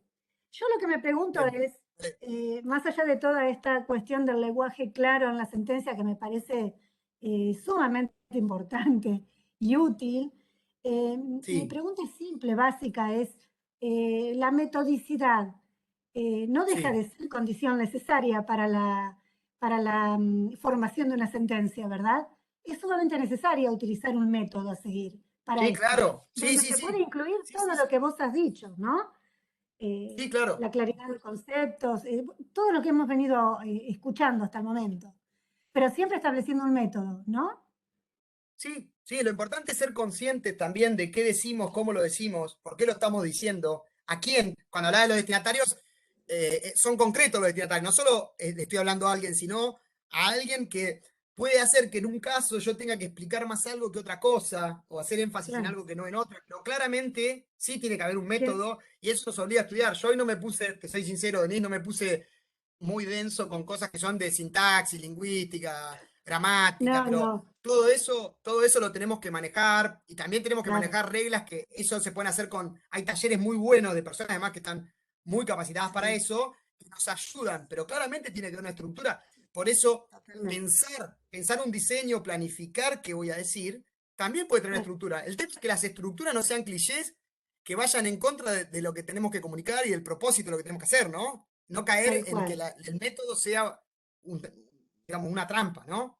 Que eso tal nos pasa cual. a todos porque todos estamos con poco tiempo, todos copiamos y pegamos, hoy no hablamos mucho, hay una sentencia que es a propósito de eso porque Claro, cada vez más sentencias empiezan a levantar el tema del copiar y pegar indiscriminado, pero sí, todos en general es verdad. vamos haciendo lo que Creo podemos que y tenemos que... es fundamental siempre Sí, seguir una buena narrativa, hacer un buen cuento, utilizar el sentido eso, común, utilizar el criterio, que no sea extensa, totalmente. que sea corta, saber armar, saber cortar, saber escribir. Y todo ello de manera clara, ¿no? Bueno, has hecho una gran síntesis. Comparto Sí, sí, totalmente porque, pero sí, para eso hay que salir del molde y de la estructura, el molde sedimentado, el molde que tenemos todos, que todos tenemos un molde, pero en realidad el caso, desde el punto de vista que lo mires, incluso desde el juez, vamos a hablar de dos para simplificar, o de los abogados, los casos son todos distintos, hay cosas que son análogas y que se totalmente. repiten. Pero si vos, como dijiste, si No, vos querés enganchar a alguien con tu narración, que estabas hablando recién, claro, tenés que hacerlo de una manera. Yo, bueno, hoy, nada, no, era una cosa medio humorística, pero que leí hoy que alguien lo hizo que incluso era hasta chocante, pero a veces un estilo chocante que sería no apropiado porque vos rompés reglas de cordialidad, puede llamar claro, mucho más la atención que un texto lavado que uno ve de 10.000 y que en general todos tenemos un registro, también te agrego otra cosa más, Denise, perdón que soy medio charlatán, todos tenemos un registro de no, las cosas que son más importantes y las que son menos importantes. Y las menos importantes, si son repetitivas, menos las vamos a leer. Las vamos a dejar, o sea, con el poco tiempo que es tenemos, te verdad, vas a lo importante. claro, Entonces, es muy importante no es cansar verdad, al lector, no cansarlo, tal cual, además de ser tal cual. conciso y breve e ir al hueso, como se dice vulgarmente, Sí. decirle lo que le tenemos que decir y de una manera, como vos decías recién, agradable, no digo que te atrape porque no llegamos al punto de la novela, ni mucho No, no, menos, que cuente pero bien la historia, que cuente que cuente bien y bien la que, y que historia, que sea convenza, ¿m? claro. Que esa Sí, bueno, y ahí evaluación final, ese dictamen final tal cual. convenza. Claro, Tal cual, y se Bueno, puede convencer Matías. de distintos lados. Se puede Ujú. convencer de distintos lados. Se puede convencer de un lugar lógico, de prueba, racional. Esto lo habla siempre Alejandro, ¿no? O se puede Sí. convencer de un lugar emotivo. O puedo ponerle una pizquita de emotividad, porque sé que por ahí, quizá no lo convencí con todo lo otro, pero cuando ve, no, pero esta persona tiene estos Claro. problemas. Bueno, no puedo sacarle una solución. Tal vez se la tenés que sacar, porque en ningún lado, si vamos a ponernos duros y fríos, en ningún lado dice que por la emoción uno tiene que fallar de una manera. Pero, La y sentencia lo en mismo, sí capaz no debe sí, ser condescendiente. Claro. no debe ser condescendiente. Igual, Mm. muchos ya ordenamos, o sea, uno tiene una idea del caso, en general después termina acomodando lo que dice a intuiciones o impresiones primarias, en general, ¿no? Sí. Pero bueno, si lo vamos a hacer, saber por qué. Si yo quiero generar Claro. lástima, lo tengo que hacer bien, por decirlo, o quiero generar Mm. compasión, para no decir lástima, que es un término por ahí que no es adecuado, lo tengo que hacer bien.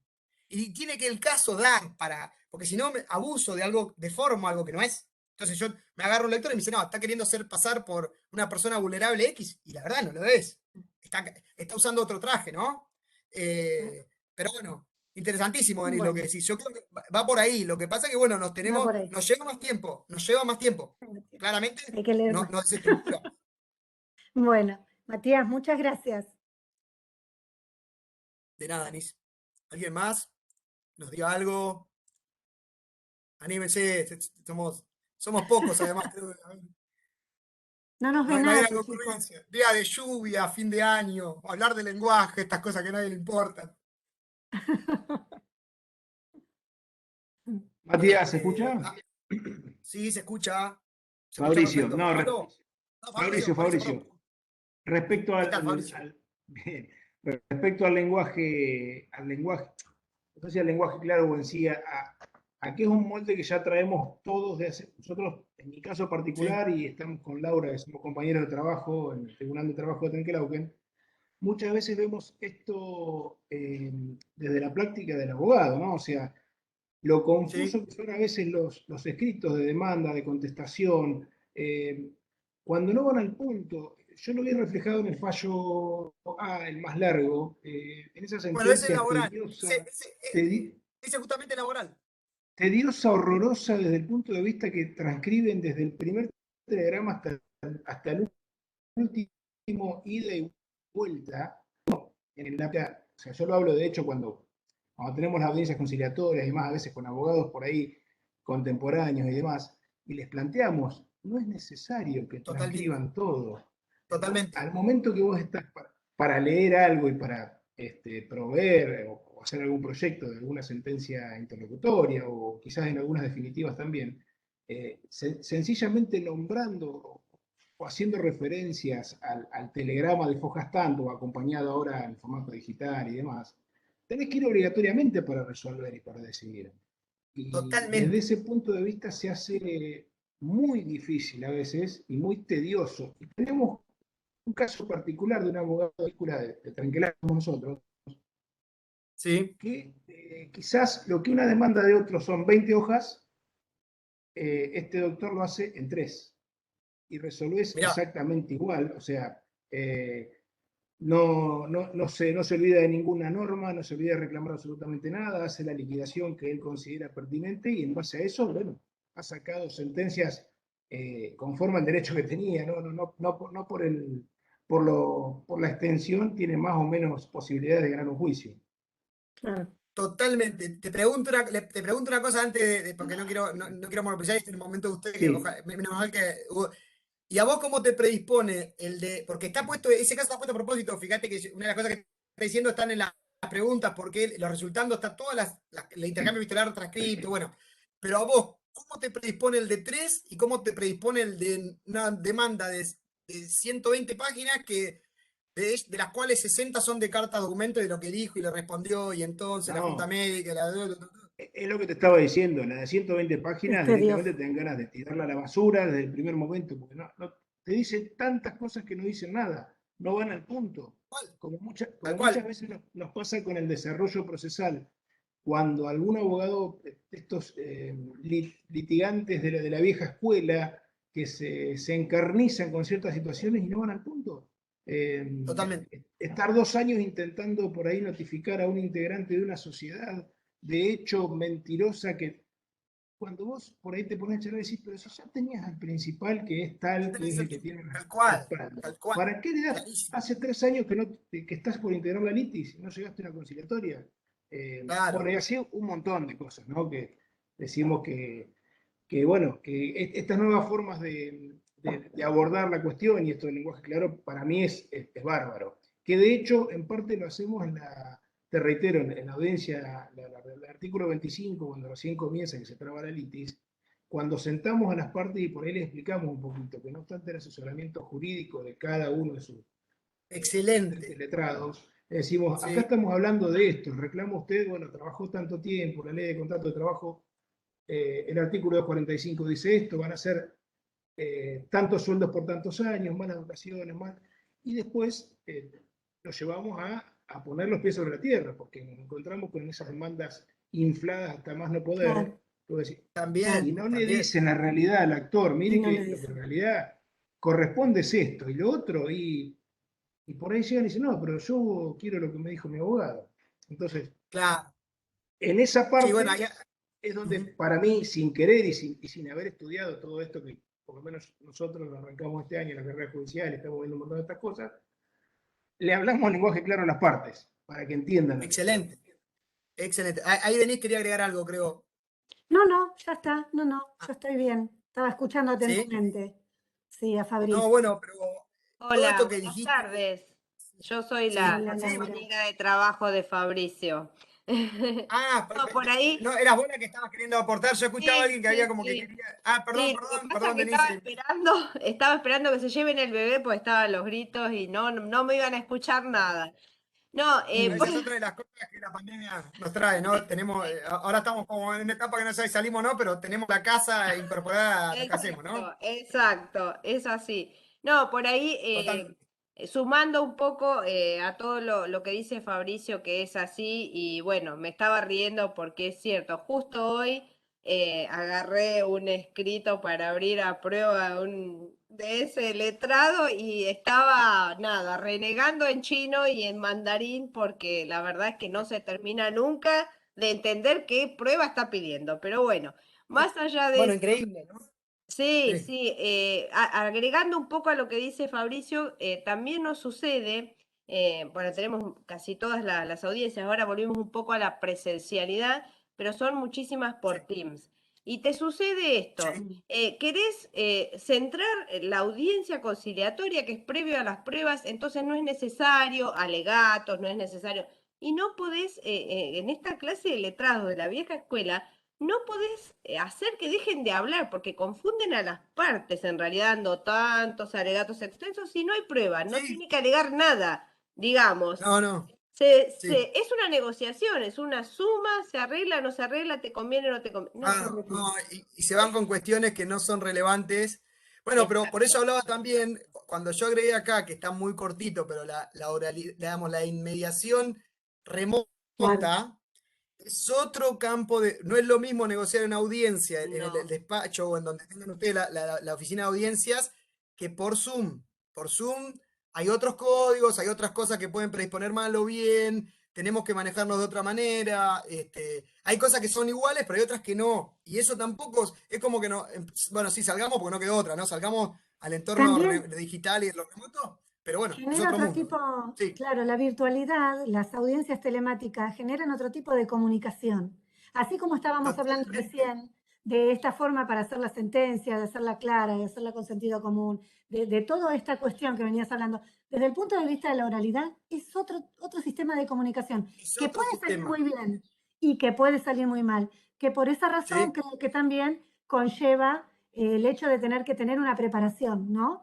De tener totalmente. una cuestión. Otras destrezas, porque las destrezas orales son distintas a las escritas, y bueno, y de todos modos tenemos que trabajar, en realidad hay que hacer lo mismo, pero en otro ámbito, ¿no? Porque si vamos a hablar de cuestiones, están discutiendo una indemnización en un despido, no son tanto los temas. Sí, hay temas, hay cuestiones especiales que sí ameritan trabajarlas, plantearlas, discutirlas.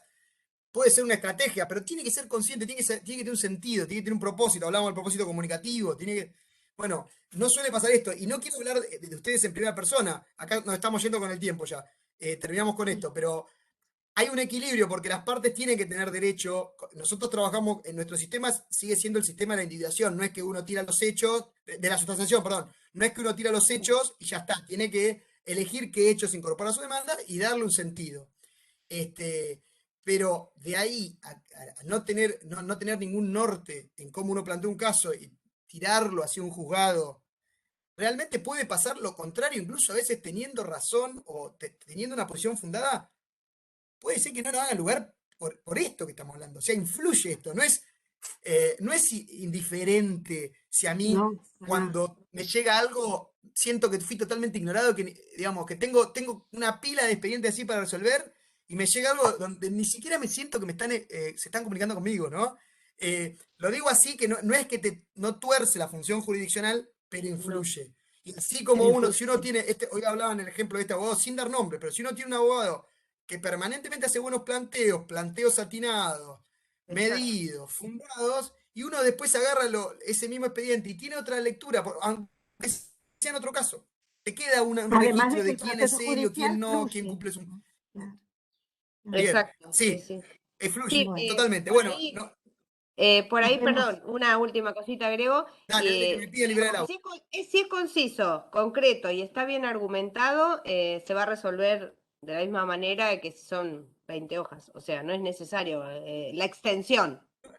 No es necesaria la extensión, pero ahí hay que trabajar. Lo último que digo, que me van a matar, me están pidiendo por liberar hablar. Hay que trabajar más para decir lo mismo con menos extensión. Hay que trabajar más.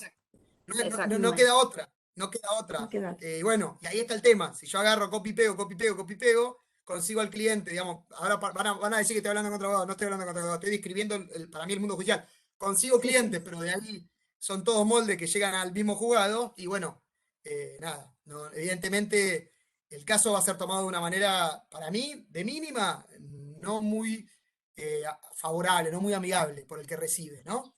Bien. Pero bueno, son cuestiones que las tenemos que trabajar. Cierro acá, No. les agradezco el final, a mí es la parte que más me gusta, por más que hablo mucho y rápido, no es mi intención, lo hago para Nos abrirles vemos temas. el Después, jueves, ¿verdad? esta presentación ahora la subo para que les quede, es como una guía, y de ahí todo lo que quieran tengo material, tengo más cosas para compartir, así que cuentan conmigo y con la cursada para lo que sea, y tenemos también el foro para seguir comunicándonos. Bien, listo. Bueno, Chau, chau. bueno, hasta el próximo jueves. Bueno, Próximo jueves, unidad número 2. buenas tardes. Gracias, Bueno, Matías. Chao, Hasta adiós. pronto. Chao, hasta No, luego, Gracias. gracias. Buenas tardes. Nos vemos. asistencia. Todos. Hasta luego. Chao, chao, chao.